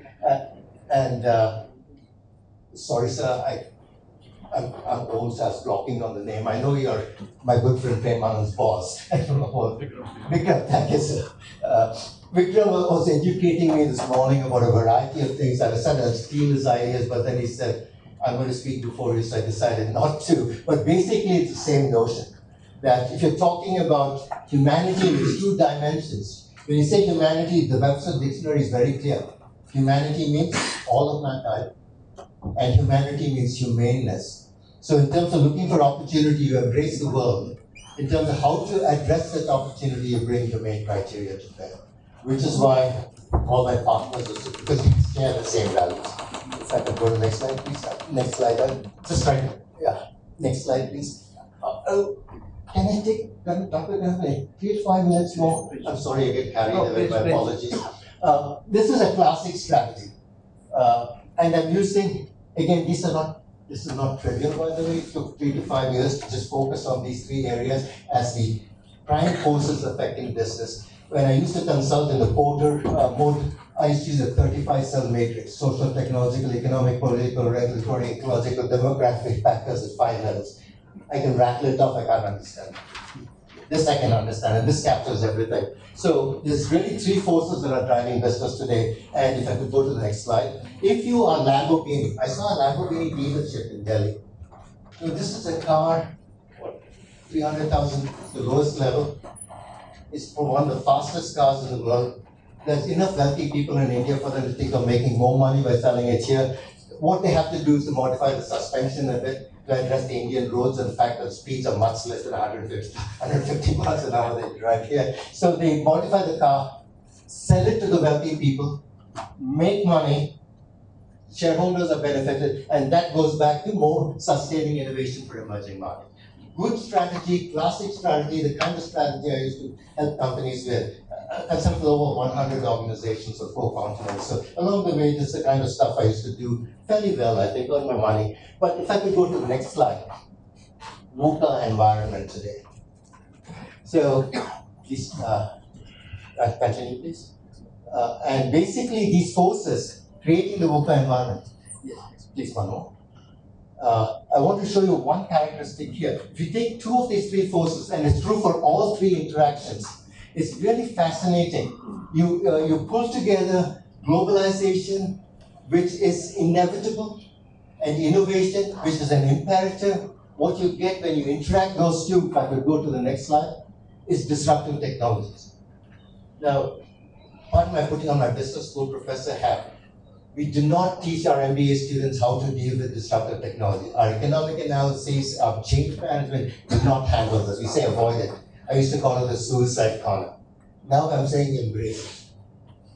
And in fact, GE has started, I see at least 2 GE people here, ex-GE senior people, and GE tried to actually generate disruptive technologies and use that to build new business models. In the health system, medical systems arena, for example, there are technologies that they've developed in India and China, and they take it back to the US. So essentially what we used to say is a problem we're trying in the Business of Humanity project to make that something that we actually employ. If I could go to the next slide. So in a BOH approach, you start with saying, I'm interested in meeting the needs of society. Where are the needs the most? Emerging markets, base of the pyramids. And there is an interesting economic aspect here. The purchasing capacity of emerging markets at the base of the pyramid has been variously estimated between 5 trillion. I cannot conceive of a trillion. I know billions. I worked in India with the Central Agency Authority and so on. So you know billions, I know that. But trillion, I can't comprehend. It's 5 to 13 trillion dollars. So, take it back 1 slide, please. So, you look at the bottom of the pyramid. What are the needs there, Tuver? Go 1 slide further. What are the technologies we use? And Apollo and Safe Work are developing novel technologies to address the very specific, pressing price point and unique characteristics of Tuver. We are taking those technologies which also benefit the village, and we are taking it back to, for instance, Dr. Ganapati may have said this, he was talking to the press, I heard him, said, which is true, we have already been approached by Rwanda, by Guatemala, by Haiti to replicate what you are doing here. It's very easy to do once we have done this. So you can see that model is extraordinarily different, but very, very powerful and certainly superior to the classic strategies. Again, just to prove that what I'm talking about is not an academic waving his hand. Mr. Shah is there, about sixth from the end on the left-hand side. This was a conference in Prague where he started visualizing this business, this strategy that we are employing in Tuver. So we have universities, government representatives, research organizations, corporations, all present there, and they came up with a model that we're using in Tuver. So if I could go on. And that was where the dream, started talking about the dream, Mr. Shah. And this is the model, I just do this very quickly. We are looking at disruptive technologies. The way we develop that is by connecting two very different industries, health, energy. Remember IT and auto, you put them together, you get an enormous surge of innovation. You're putting health and energy together to get the innovation, and you're doing something else which came up in our first BOH Business of Humanities Symposium years ago. C.K. Prahlad was there, and he said, hey John, and he talked to the whole group, but he's a good friend, he was a good friend of decades. And he said, so look at connecting developing economies and emerging economies, and that's part of it. That's why Tuver and Pittsburgh are being connected. We have the sister side shifting technology. So we get this enormous surge of innovation in the middle of that. This is, after we did that 2016, we are sort of reviewing the strategy in the sense that it worked. The next project, next meeting with Dr. Ganapati's and Mr. Shah's and Mr. Rajagopal, we hope to hold it in Ahmedabad.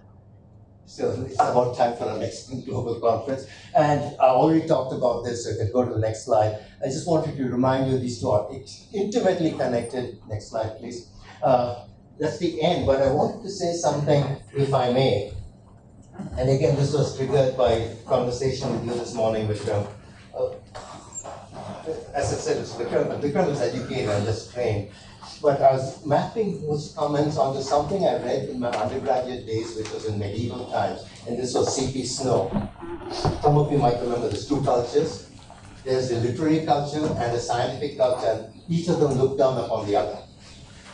And he talked about how important, he was a physical chemist and a fellow in the University of Cambridge, where he also became parliamentary secretary in the British government. So it's on both sides of the equation. And he talked about how important it was for these two to interact. He said that's where genius and brilliance and productivity and growth and happiness occurs. So if you think about it, the business, as you were talking about, the soul and the body, you put business and humanity together, I think that's the next phase of growth and development, and Tuver will be at the center of that as we go. So thank you very much for your time. Thank you for all your help. Appreciate it. Thank you. Sorry, I took so long. Thank you, Professor Camillus. Now I request Dr. Vishwadeep Goyal, Chief Operating Officer of Apollo Hospitals Enterprise Limited, Ahmedabad. Namaste and very good evening to all. And after Dr. Camillus, I think I'll be talking on a very different topic, but again, very related. So what I'll be talking about is next piece. So providing sustainable and quality healthcare in semi-urban and rural areas with the perspective of a city-based corporate hospital. I think this is what we are all here for. The whole idea of business of humanity. So how corporate and the profit for-profit organizations can be merged with the idea of sustainability and providing services right at the bottom of the pyramid. I think that is what we are here for. So the Iron Triangle of healthcare, I'm sure some of you would have heard about it. It basically talks about the accessibility of healthcare. So it says that healthcare should be accessible to most of the population, but the challenge is affordability. How? It should be the healthcare that is cost effective for most of the population as well as for the peers as well. And last but not the least is the quality, the outcomes. Now the iron triangle says that it's difficult or rather impossible to have all three together. But now as Professor Kamlesh also talked about, as Dr. Shah also talked about, I think things are changing. So the technology is changing, the disruptions that are happening in the healthcare space, it is making a difference, and it's possible to achieve a balance nowadays. So talking about the healthcare gap in India, so we all know that there is a dearth of healthcare infrastructure in India. If we compare ourselves with the global averages, we'll have all these statistics which will show us that yes, we do need a lot of doctors, we do need a lot of hospital beds, and more so in the semi-urban and the rural space. Next, please. Because it's not only about the dearth and the lack of infrastructure, the lack of manpower, but it is also more about the divide that is there, the gap which is there in the healthcare space in rural areas as well as in the urban areas.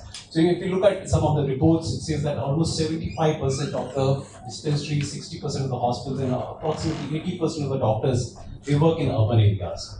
So they only serve 31% of the total population. So essentially almost 70% of the population remains underserved. This is a huge opportunity. So we look at it that way. Next, please.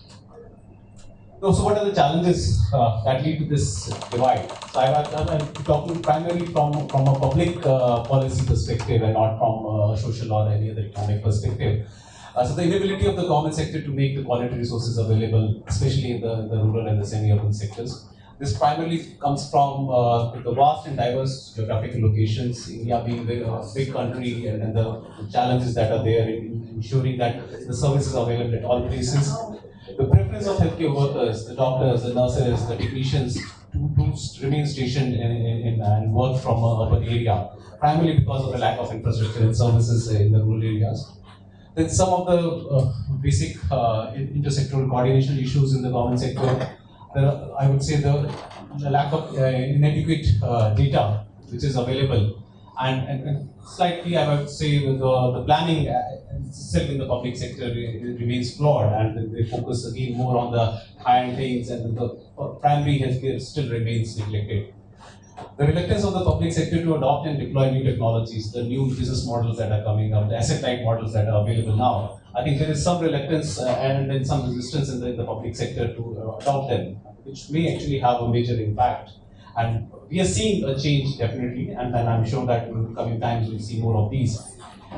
And of course, last, the preference of the patients as well. So it is a little counterproductive, I would say, and counterintuitive as well, that people also prefer private healthcare providers. Even though the cost is high, so they know it, but still there is a preference. Maybe because of the actual or perceived benefits that they see in private sector. So now, what are the advantages that a corporate hospital offers this service public center? So infrastructure definitely is better in private hospitals as compared to public hospitals. The management systems, the operational efficiency that is there in corporate hospitals is much more advanced and it's much better as compared to public hospitals. Private hospitals, yes, the capacity building and the training. So most of the corporate hospitals, especially the bigger ones, they are involved in trainings, academic programs, research, as compared to a regular public sector hospital. Except for the very high-end public hospitals which are directly involved in medical education and research, not many of the local district level hospitals are involved in research or any kind of academic activities. The financing mechanism, so public sector, even though they have lots of funds being supported by the government, but somehow the deployment of that finance is flawed. Whereas in case of a private sector, there is much higher value for that money. So that rupee that is available has to be deployed more effectively and efficiently. So the IT infrastructure and adoption of technology definitely is better. And the material management, the use of resources which are available is much more efficient in the private sector as compared to the public sector. So what is the way forward? How do we bridge this gap of the rural-urban divide, and how we can ensure that the services are made available even in the semi-urban and the rural population as well? So we all know that the private hospitals play a very predominant role. We talk about the healthcare spending, which is around 5.5% of the total GDP. almost 80% of it comes from the private sector, and the role of the government spending is much lower. So many of the hospital chains, including Apollo, they have very strong quality programs. They have academic and teaching programs. I talked about some of these already. Some of the corporate hospitals, like the foundations, the Lalbhai Foundation, is already working in that space. I think there is an opportunity for collaboration within these foundations, these corporate houses, and the established corporate hospitals also to set up centers in the rural areas. And I think the project that we're talking about is one of such examples of how we all collaborate so we can create wonders. Next, please. Well, I'll just talk about some of the basic models which can be used, and then this will just be a basic framework. So I'll also talk about some of the examples of these frameworks as well. So there can be a model where we can set up a complete hospital, a small 30-bedded, 50-bedded or 70-bedded hospital in the rural areas, in the semi-urban areas, and which will be offering the basic primary and secondary level services, and more complex services can then be offered from a bigger center, which may be at some distance. So Apollo has done this. Apollo Reach Hospitals. We have a chain of hospitals which provide the secondary level services in the semi-urban and rural areas. So we have one in Karimnagar, we have one in Karaikuti, and then we are expanding such hospitals. We are also coming up with the Apollo Spectra group of hospitals, which are smaller asset-light hospitals in the semi-urban areas, which again offer some of the very basic services and then ensure that the services are available locally. And people don't have to travel far distances even for the smaller things. So there can be centers in public-private partnership which can be created. These can be something which is a 50-bedded hospital to a 100 or 200-bedded hospital. They can have a focus on a certain specialty based on the local endemic requirements of that area.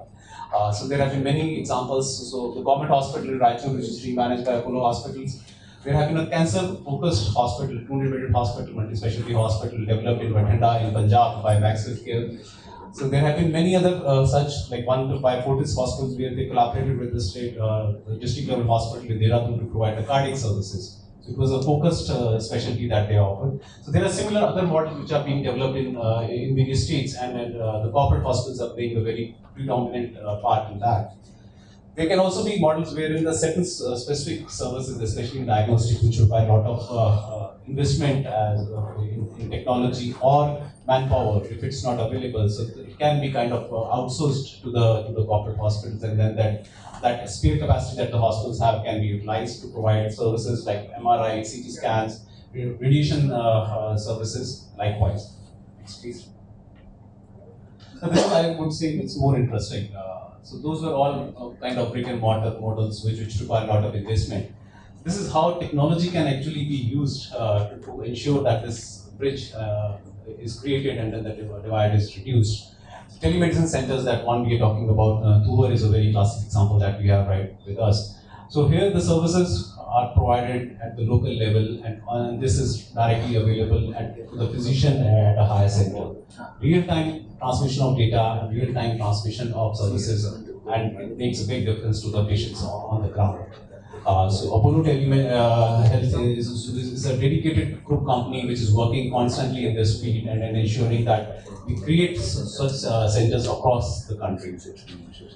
Concept of EICU. These are also called electronic ICUs or remote ICUs. So this is again a concept which is derived from telemedicine as well. So the critical care patients, especially, it is a very intensive branch which requires a lot of investment in terms of manpower, the availability of doctors. So at the rural centers, so the basic ICU services can be set up, and then it can be connected remotely to the higher center, and the services provided from that place. So we already have, as Apollo, we are already running EICUs in Chennai and in Hyderabad and in other places in Andhra Pradesh and Tamil Nadu. Next is the Internet of Medical Technology. This is the use of smart devices where the data is transferred directly to the person, so the technicians from at the primary level and then to the physician, so that timely interventions can be provided.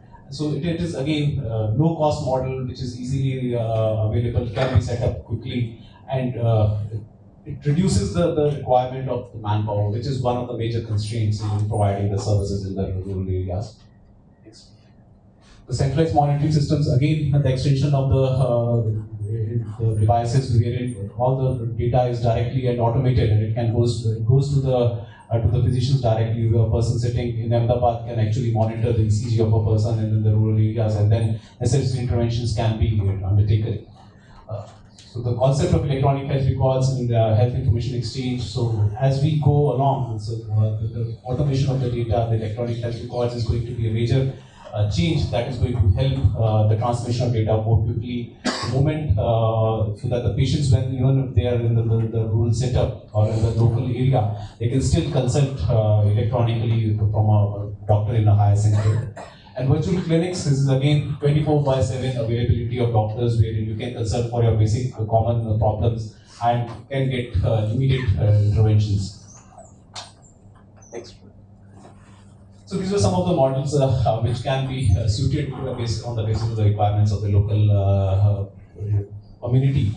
But what are the challenges in providing these services? I think one biggest challenge is that this is still very recent space, I would say. So there's the role of the government that has to come into the picture. So we have to establish credible healthcare solutions. The corporate hospitals have to be very credible, and they have to ensure that the benefits percolate down to the community. The legal and safety issues related to the data. And of course, it has to be sustainable. It has to make economic value for all the partners. And availability of financing avenues for the providers. That's again one of the areas that needs to be looked into. So I would say that there is a lot of opportunity for the corporate hospitals as well as for the community to use this technology and models to ensure that the healthcare services are available. And with the growth of NCDs, and our chairman has constantly been pushing for this, that the tsunami of non-communicable diseases, cancers, diabetes, blood pressure, which is constantly increasing the cardiac problems. I think there's a big opportunity for the corporate hospitals to work closely with the community to ensure that all the tertiary level services are also made available in the rural and the semi-urban areas as well.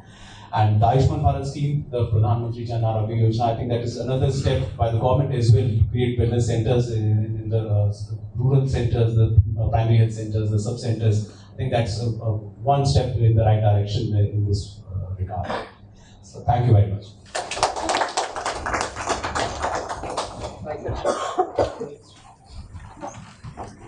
I would now request Professor Camillus to hand over memento on behalf of ATNF and BOH to Dr. Navi.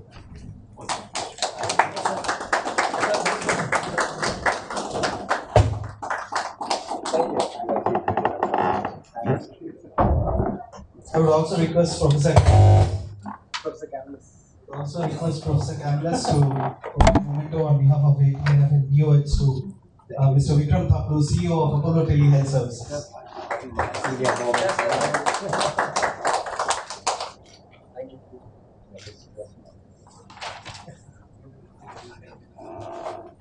Our next talk is on future of healthcare by Ms. Sangeeta Reddy, Joint Managing Director of Apollo Hospitals Group. This is a pre-recorded presentation.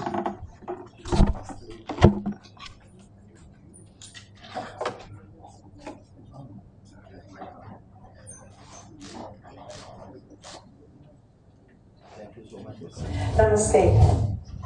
As human beings, I believe we are defined by the problems that we seek to solve.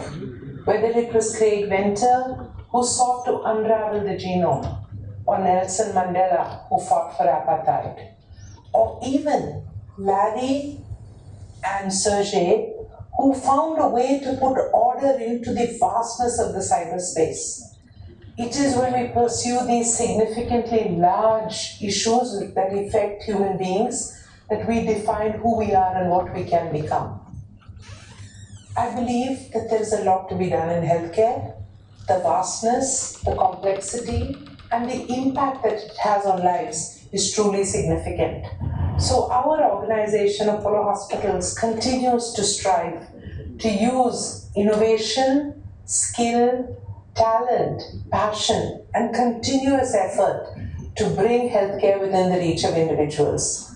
I'm happy to be speaking to you today about a few concepts on the future of healthcare. Today at Apollo, We are over $1.5 billion in revenue. We have over 60,000 Apollo family members. We have been blessed by the trust of over 27 million patients. And more importantly and significantly, we have found a way to create a hope and a belief in the Indian healthcare that there is quality and patients trust us. Patients no longer need to go abroad for treatment. In fact, patients from 120 countries seek care in India. So there is an ability to showcase a new model. But as healthcare changes and evolves, there is more that we can do, and this is where we come in to use this innovation to talk about the future of healthcare. I'm happy to share a few slides in a presentation, and I hope that after this, you will find that there is a new way coming forward so that together, collectively, all of us can create a quality healthcare system which is accessible to all within the costs which people can afford. This is what India is doing, and this is what we can do for the world together using passion and innovation. Namaste. As human beings, I believe we are defined.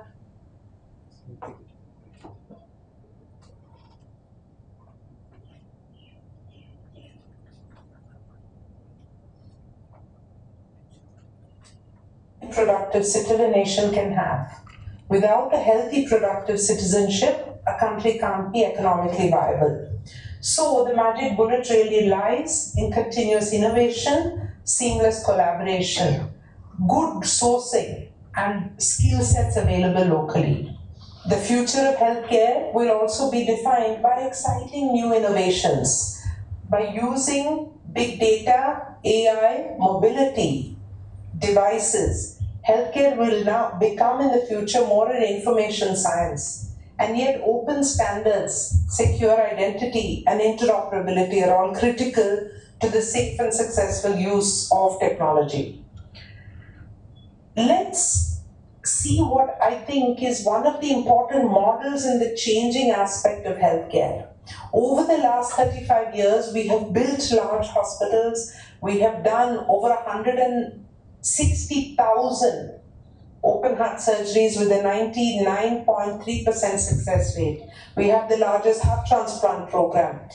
And yet, as we do this high-end care in emergency, in multi-super specialty, we are looking for a new healthcare model.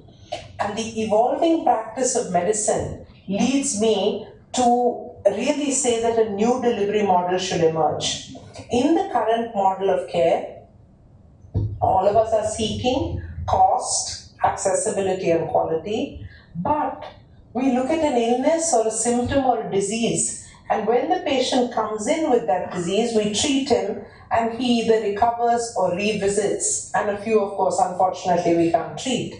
So everything we're doing is based on the illness. However, in the future model of care, there will be changes, and these changes are being driven by a new quality of patient. If he can use his phone to access his banking, to book his movie tickets, to plan his whole holiday abroad, as well as his business flight tomorrow morning, why can't he use it for healthcare? The other huge changing paradigm in healthcare is that care is moving from being the sole responsibility of the doctor to an empowered team. And care is shifting from the hospital to the clinic, from the clinic to the home, and from the home to a 24/7 ubiquitous access to care. In this changing paradigm, equipment, devices are all changing as well. They're becoming minimally invasive, they're becoming smaller, and diagnostics is moving to the point of care. And finally, most importantly and significantly, the 3 Bs, which is biology, bytes, and bandwidth, are changing healthcare. When the genome was deciphered, people understood that a certain disease manifestation happened when a certain genome type was presented within the body. This changed the way we looked at healthcare. With bytes and the enhanced computing capacity, we began to see much more in terms of images, fusion images, PET, but PET-CT, And this processing capacity has enabled us also to look at large amounts of data and find insights. So the beginnings of artificial intelligence are also changing the way we look at care. And finally, bandwidth. We can treat a patient who's on top of the Himalayas. We can treat a patient who's distant and far away and he may feel he's right next door. Bandwidth and connectivity is enabling this ubiquitous 24/7 care. And the new gateway to healthcare, or the doorway to healthcare, is not the door of the hospital, it is the door, or rather, it is the window of your phone. So the window of your phone has now become the door into your healthcare. So this leads me to the new model of healthcare, where accessibility, cost, and quality still remain the three points that we are searching for. However, now we will look at genetic predisposition to illness. We will have a stratified population. If the cardiac risk score shows somebody has a higher risk of cardiac ailment, he will be monitored and we can work on preventing. We will diagnose early so that we don't see someone coming with a 4-vessel block and potentially a life-threatening situation or a stage 3 cancer. We will diagnose early, we will predict, monitor, and prevent, and the few that we need to also will be treated, and then they'll be continuously monitored. So medication compliance, so that diabetes is under control. You will not lose a leg or an eye because of uncontrolled diabetes in this new model of care, which creates a beautiful continuum and a management which is not dependent solely on the doctor giving care. This model is really the future of healthcare. Finally, I think that digital care and what I said, that the phone is becoming the access. We're doing a few exciting things in this area. First is our partnership with Microsoft to develop and deploy a new AI and machine learning model. We also have deployed IBM Watson in oncology and genomics, which is leveraging computing capacity to provide insights to oncologists. We launched Apollo Online Expert Opinion, which is now giving convenient access 24/7. Our partnership with Google India is launching a new feature of search called Symptom Search, and our device IoT platform approach continues to dominate our thinking in this aspect. I think it is important for us to look at tailoring our access to healthcare to suit the customer, and that is Ask Apollo. Ask Apollo is a mobile app, of course, but it's an omni-channel approach and a 24/7 access to care where you can book an appointment, consult online, view health records, book your health check, request home care, get content, and many, many more things. A quick vision of putting all this together is shared in this short video on our concept for integrated health delivery for smart cities. I'm happy that in the recent budget announcement, they spoke about enabling 1 lakh villages as well, so we can do this in smart villages too. Finally, let me thank you all for this opportunity to share some thoughts. Wish you the very best for your future journey in transforming healthcare through IT. We are committed to preserving that which is priceless, which is you, your family, the community at large, and mankind. Thank you and all the best.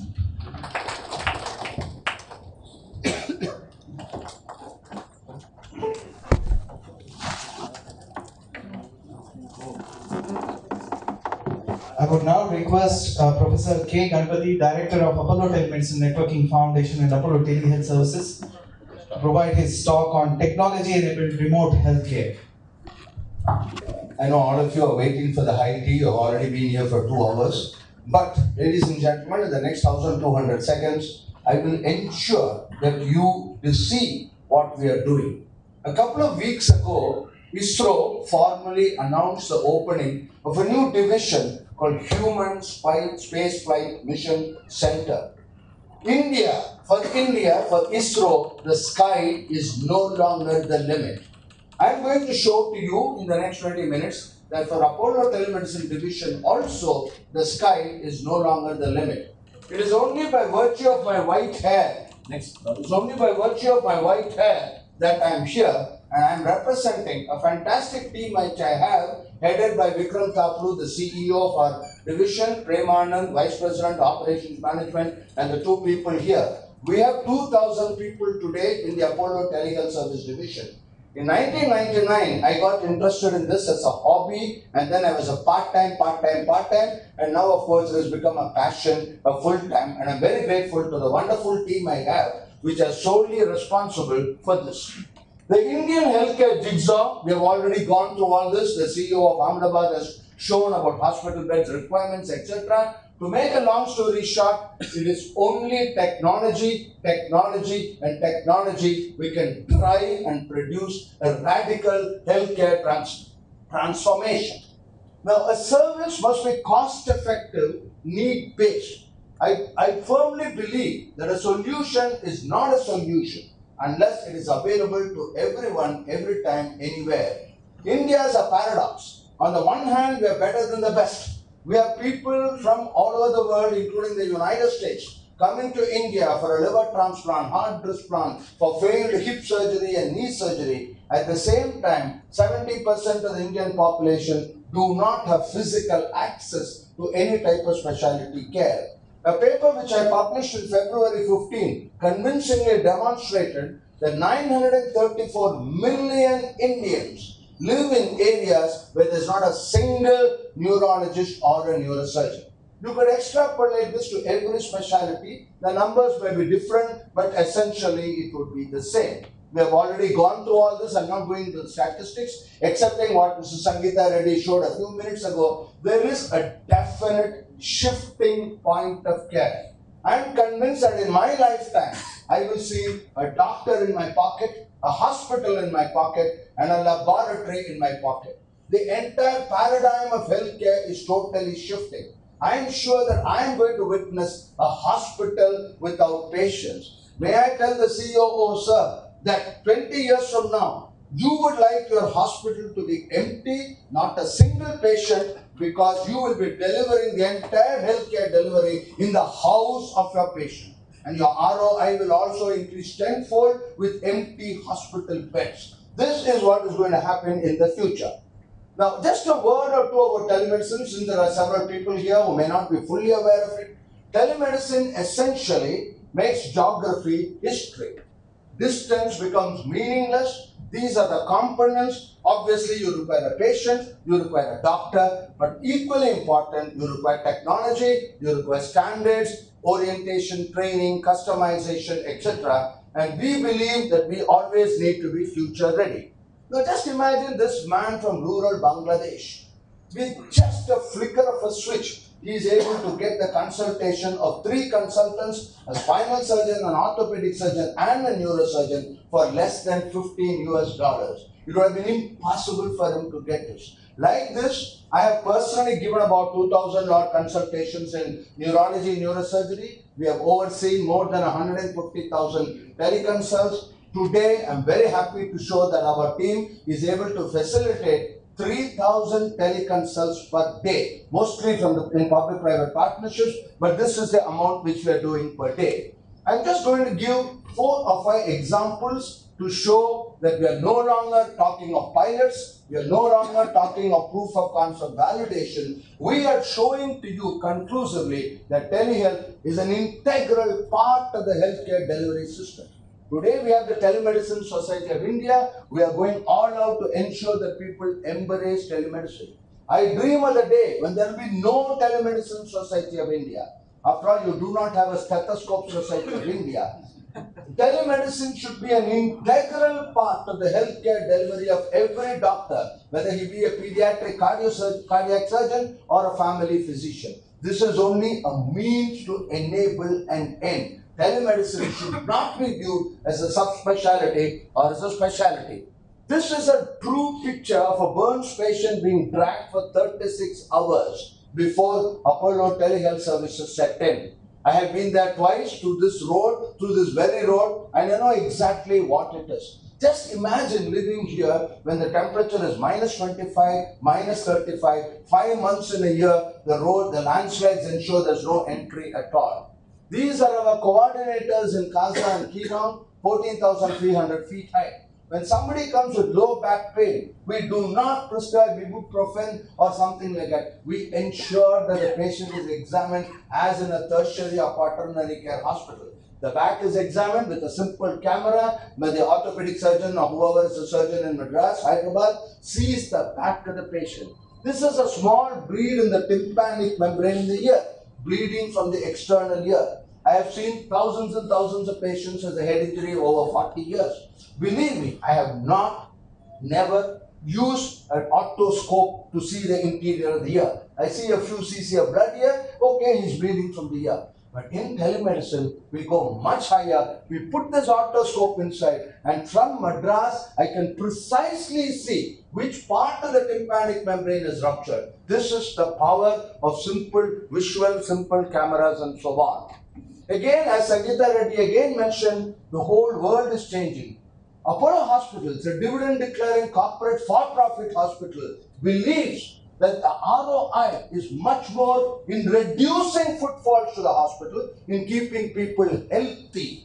And you can make money by keeping people healthy. Now here, our team goes house to house visit.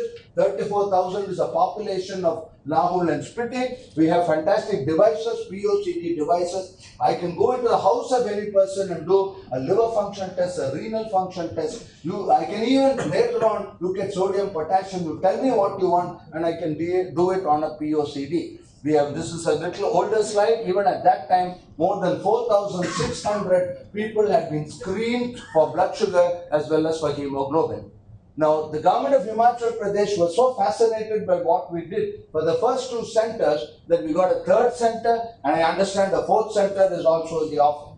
Again, an interesting information. This is a public money. A tender was floated. There were no people to apply for the tender excepting us. It's public money, government money. Government cannot give you a tender when there's only one person. They advertised the second time, no one else applied either. The third time, since we were the only applicants, as per the government rules, we got the tender. So, ladies and gentlemen, it is not, as Professor Camillus very clearly mentioned, and I would like to reiterate, sir, that here the motive is not making profit. In fact, I was the only loss-making division of the Apollo group for almost 15 years since this group of people joined, and today we are slowly, slight excess of income or expenditure. We are nowhere near the profit which you would consider as, 18% return or 25% return, whatever it is. So making profit is not the primary motive of the telehealth division.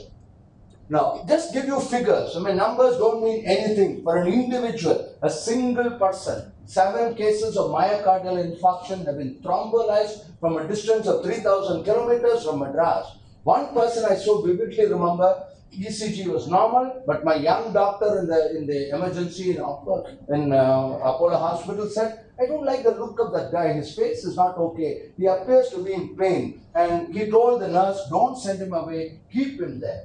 45 minutes later, we repeated the ECG and we picked up an ST segment elevation, a stem infarct as we call it. We diagnosed a myocardial infarction in real time at a distance of 3,000 kilometers as it was evolving. Of course, we initiated thrombolysis. Like this, we have picked up 7 patients over the last 2.5 years. The numbers speak for themselves, and I'm very happy that we have published this in peer-reviewed index journals, leading journals of the world, and they were fascinated that we are actually seeing 1,000 emergency cases. I have done a fairly detailed literature survey. To the best of my knowledge, there is no publication anywhere in the world which offers tele-emergency services 24/7 as a regular specific unit. So the figures speak for themselves. Tele-laboratory services till 23rd January, 8,805. It was just my laziness. Otherwise, I could have got this till 3rd February, 8 a.m. That is the power of information technology. On my smartphone, all I need to do is just send a message now and say, can you update the statistics? Or if I had an internet connection here, on real time, I would have got the statistics. Of course, I have a great team, but the technology is so superb that we know everything is transparent. We give a monthly report to the government. The government knows exactly which patient came, when, where, at what time, etc. So this is big data analytics, and we look forward to a collaboration with perhaps the University of Pittsburgh and other organizations eventually to use machine learning, etc. This is a major CSR activity which was alluded to by you, I think, of an hour ago or so, a well-known multinational company. For the last 3 years, we have been doing this. 8.5 lakhs of people have been screened using, again, modern technology. And what is interesting is, out of this 8.5 lakhs, almost 17,000 people have had real-time teleconsultations in a CAM mode. Now, let me explain. You must understand that we do these camps in schools, in Kalyana Mandapams, in various other places with a single dongle, that's all. With a single dongle, again, Vikram Taplu oversees a fantastic medical response center in Hyderabad, 120 is it? I think there are more than 120 people, it's a call center, very well equipped with paramedics, doctors, etc. And from the camp, just imagine, from the most rural area, we do a random blood sugar when they come for the screening. His random blood sugar is more than 140. We look at his height, weight, BMR, we calculate it, obesity, we follow international guidelines. And if we think if science says there is a pre-diabetic or a diabetic, we offer him a consultation, and within minutes, he is connected to a response center where a qualified person advises him on what is to be done. Again, I'm very happy that this paper has been accepted for publication. It should come in the next month or so. Telemedicine and e-health is one of the leading journals of the world. NTPC, National Thermal Power Corporation, a Maharatna company, this was facing major problems. Because of very advanced technology, this thermal power company had just 2,500 people. 2,500 people were generating, I don't remember how much, I think it's 50 kilowatts a day or something, sorry, I don't remember the exact figure, but a huge amount of power, almost 5% of India's thermal power or something. The general manager told us that they were finding it very difficult to retain staff there. It was considered a punishment posting because there's no health facilities at all. People would keep their families elsewhere and they would come and stay. And then we offered to provide telemedicine. Now it's about 2.5 years. It's no longer considered a punishment posting. And we have now introduced teleradiology, telephysiotherapy, and so on. Tata Reva's geriatric care, we believe that in the years to come, there will be more, the elderly population of India is obviously growing. Most of the children are all in the US, so parents are staying alone here. The so-called retirement communities are increasing. We have already started by establishing medical healthcare facilities in several of these homes. This, I think, is the master flagship, if you call it, of the Apollo Telehealth Services Department. The slide speaks for itself. A public-private partnership with the government of Andhra Pradesh, 164 primary health centers. This was again won through a contract, a consortium. I think there are 6 employees in each of these centers. Almost 1,000 people are employed here. Again, it's absolutely fascinating. Just click onto this and you will know as of 1 hour ago it gets updated in real time. And again, the governance part of it is amazing. I understand that occasionally the Chief Minister himself logs onto the site. His office, of course, does this regularly. So Big Brother is watching us all the time. Everything the government knows exactly what we are doing, how we are doing. And this is also a fantastic study. Then just look at the numbers. I just realized when I was going through the slide, this is more than the population of Singapore. Vikram Taplu, Premanand and others have monitored the health care of more than the population of Singapore, sitting from their offices and my office in Madras. This is the power of telemedicine. And 9.7%, which is a huge number. I mean, people in Western countries will not believe. They think it's a typographical error and by mistake I've added 2 numbers. No, we have checked, double checked, triple checked. 5 lakh patients in a primary health center have seen virtually an orthopedic surgeon, a pediatrician, an ENT surgeon and whatnot, obstetrician, gynecologist and whatnot on a screen. Imagine this huge number who normally would have had to travel 20 kilometers, 30 kilometers, 50 kilometers, come back, etc. So this is the power of telemedicine. Lab referrals. I mean, it's just unbelievable, the huge numbers. And again, I'm delighted that a very tight quality control is being maintained over laboratories. we don't realize that enormous quality control, continuing quality control is removed. If I say that somebody is HIV negative and it turns out to be positive, it is disastrous. More disastrous is finding somebody HIV positive when it's actually HIV negative. So we do quality controls, we ensure that we say the hemoglobin is 9.2, it is 9.2. And this sort of mentoring, tele-mentoring is done from THS Hyderabad. From Hyderabad, they have put in place a system whereby they can monitor these 164 tele-laboratory services. The numbers speak for themselves. 132 tests have been done. Again, they're all talking in terms of lakhs. 4,80,000 patients have utilized this lab services. 37 lakhs. Please remember, 37 lakhs is nothing great. But if you realize that these 37 lakh reports have been signed electronically from a distance varying from 100 to 300 kilometers from a central hub at Hyderabad with quality control, I think the numbers speak for themselves. 37 lakh laboratory tests controlled from a distance.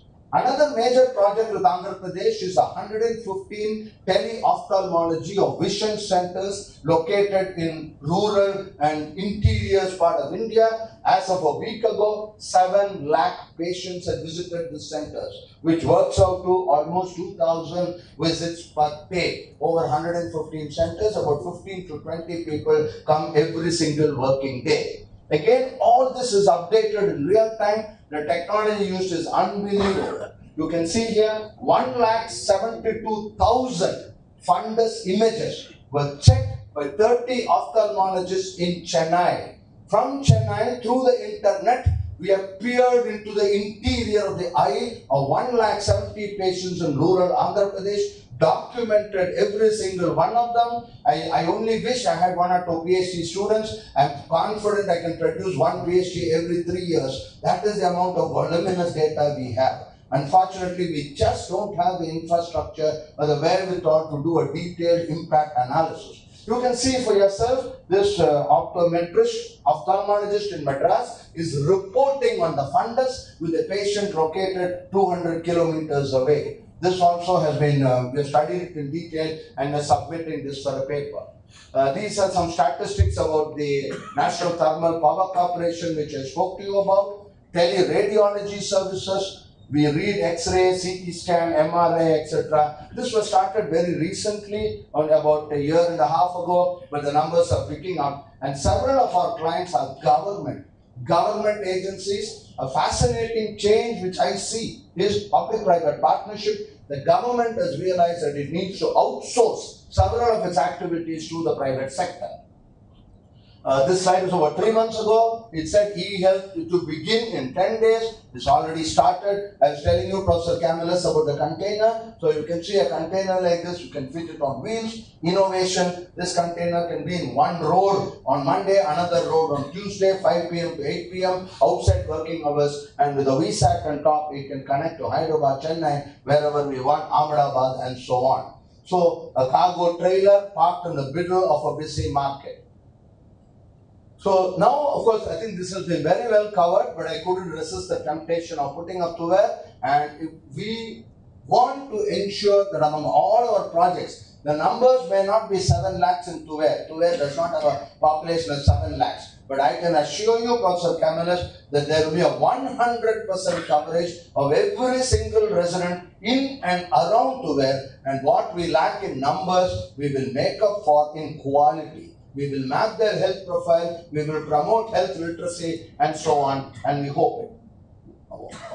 When I was in Oxford University a couple of years ago giving a talk, I met Sir Muir Gray, the then Chief Knowledge Officer of NHS, and he fascinated me with a simple sentence. He said, promoting health literacy is more important than prescribing antibiotics in medical practice. And today I'm convinced that that is the way to go.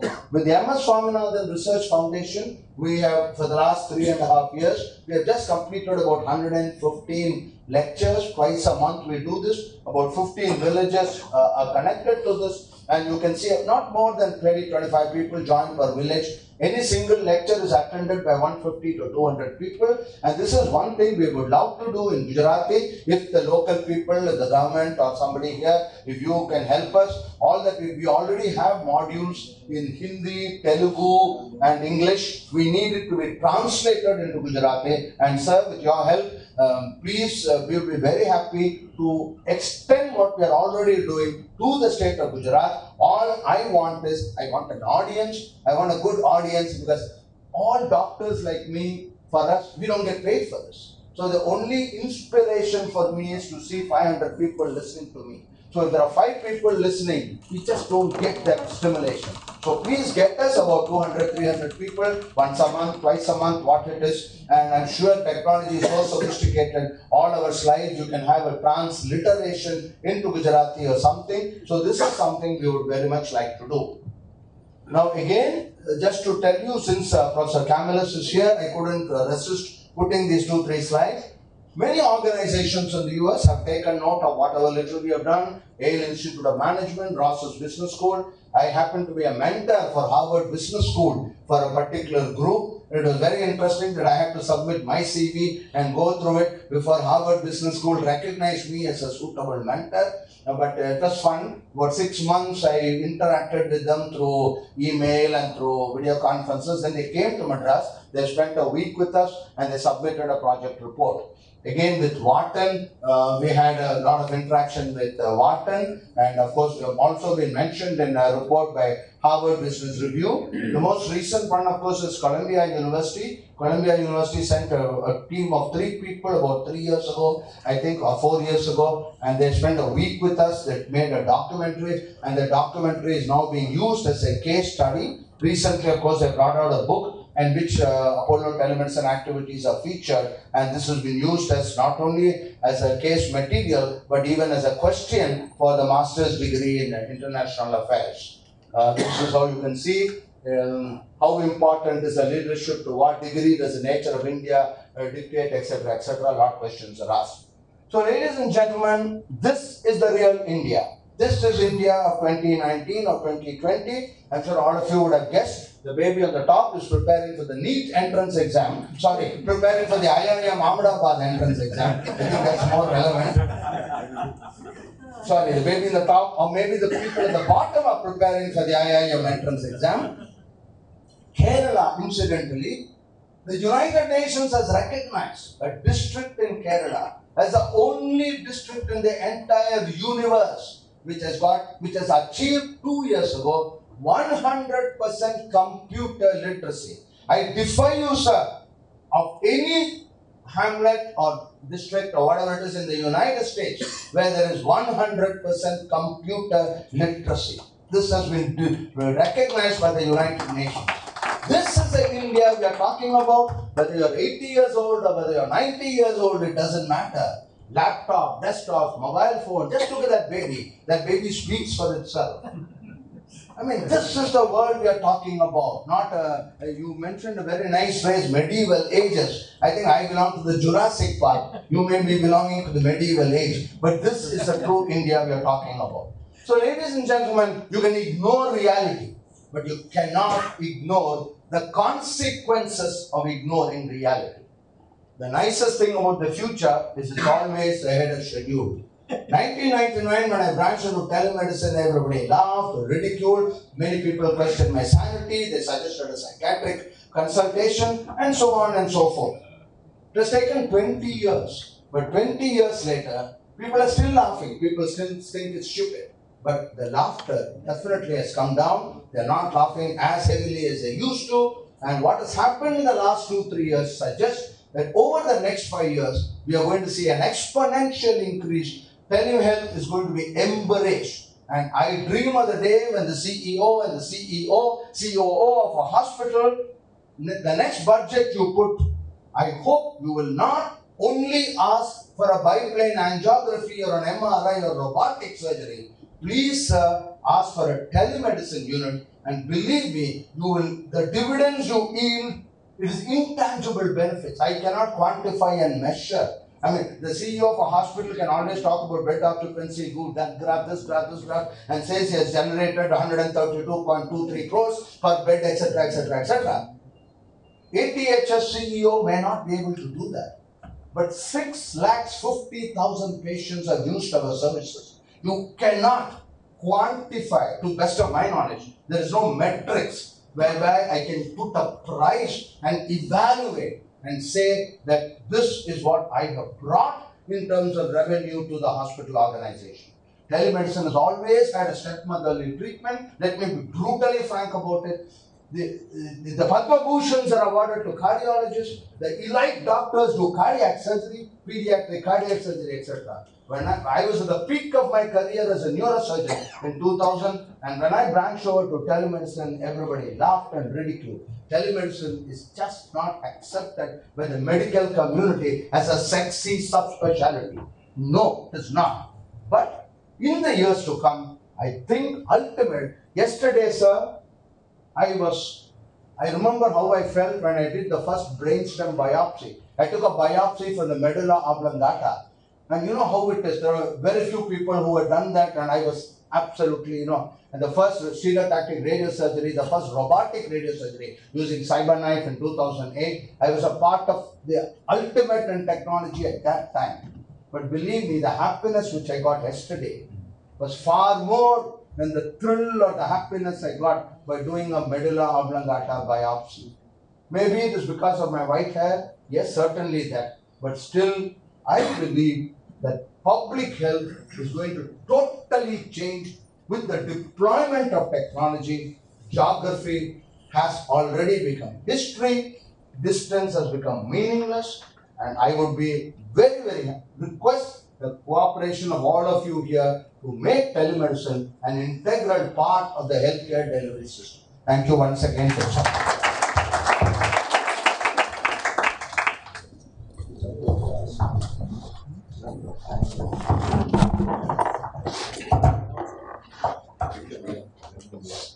Thank you, Professor Ganapati, for your enticing presentation. I now request Mr. Premanand, Vice President of Apollo Telehealth Services, to provide the vote of thanks.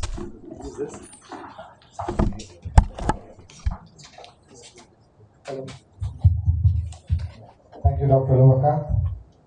Sure, it's definitely a knowledge overload, so I'm not going to hold you back for too long, but I still need to thank a lot of people. So thank you one and all. I would like to take this opportunity to thank each and every one who had taken their time to be part of this August gathering of knowledge shared. Thank you so much. As we move forward in this technology-enabled world, striving hard to find solutions for some of the global challenges the human race faces as a community, this program in Tuver village in Gujarat, under the aegis of Business of Humanity, University of Pittsburgh initiative, with able support from the NLRDF, Sri Narottam Lalbai Rural Development Fund, Safe World Rural Services, the Apollo Hospitals Networking Foundation, and the Apollo Hospitals Group, is a step towards moving the boundaries in finding sustainable wellness solutions for the community. I thank the wonderful speakers, Sri Dr. V.M. Shah, Registrar, Ahmedabad University, and Executive Director, NLRDF. Thank you so much, sir. Dr. Sangeeta Reddy, Joint Managing Director, Apollo Hospitals Enterprises Limited. Sri Subi Rajagopalan, Founder, Managing Partner, Safe World Rural Services. Thank you so much, sir. Professor K. Ganapati, our own mentor, Director, Apollo Telemedicine Group. I don't know how many words I speak. Thanking this old man. Thank you, sir. And Padma Shri Professor Sudhisha for taking the time. Thank you so much, sir. Shri Vikram Tapulu, CEO, Apollo Telemedicine Group, our leader who drives the pack of lions, I guess. Professor John Camillus, the Donald R. Bale Professor of Strategic Management, University of Pittsburgh. So thank you so much. 2 years is a lot of time we took to conceptualize, but well deserved, sir. Thank you so much. Professor Arjun A. Asad, Dean Carl's Graduate School of Business, University of Pittsburgh. Thank you, sir, for coming remotely and giving that speech. It was very good. All of whom will leave behind intellectual footprints in our minds to ponder over and move the scale for betterment of mankind. We would like to further take this opportunity to thank the selfless heroes of the Tuver program, the press for covering this novel initiative. Please cover, more people need to know. It's important, not as an organization, as a concept. Please do cover. The Apollo Ahmedabad team for supporting us. Sajid, thank you so much. And your CEO, thank you, sir. The operational and ground team from ATNF led by Dr. Dovakant and Bhargav, German, and Vinod, thank you so much for all your hard works, sleepless nights. The Solar Microgrid Group, Safe World Rural Services, Krishna, Vanit Chopra, Bhaskar Reddy, Harish, and the team of many more who I have not mentioned. Please carry forward this message back to your team. You guys are really so quiet behind, but then you deserve a round of applause for the selfless hard work you put on the ground. Thank you so much. Naresh, the go-to man at Tuver, and his team. Nobody knows who's Naresh is, but we know who's Naresh is. I really need to thank you. And NLRDF team, the Mr. Kranti Bhai, Mani Bhai, Saab team, and their volunteers, so many of them. I don't even know them by name, but I recognize them by face. Thank you so much, Mani Bhai, Saab, and Kranti Bhai, Saab, and your team. All the doctors who are angels of the wellness program of Apollo Remote Healthcare back in Hyderabad, Chennai, and various other places without whom we don't have a business of humanities in our division. The IT team of University of Ahmedabad and the ATNF, the management at Ahmedabad University, thank you so much for hosting us and making this event happen. I don't know who are all the people behind it. I'm sure there are many more such people who took the load. Thank you, ma'am. I don't know you by name. Thank you, Meena, ma'am. Thank you so much. We say it from the bottom of our heart. Thank you so much. And thank you one and all who I have not mentioned today, but then thank you so much. Thank you for the media team who's sitting quietly here and for the right person who did that job. Thank you so much. Finally, leave you with this quote by Albert Camus: "Man is the only creature who refuses to be what he is." Thank you so much. I wish to thank the virtual audience. My apologies for not giving them enough prominence. But without you, I know that at least, I don't know, we'll know the data analytics sometime later, but I do know there are a large number of people in different parts of India and outside India. And to the virtual audience, thank you very much for being with us and seeing us. Thank you.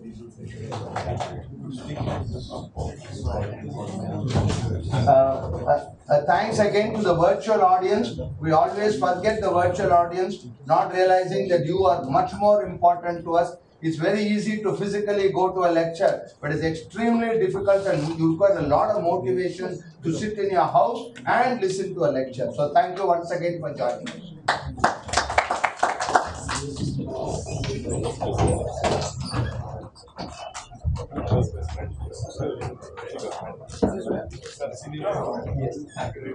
Must please have a unit of elements in your house. I am very frustrated. I've been at the house for 83, so very frustrated. What is happening? Cleaning trash outside.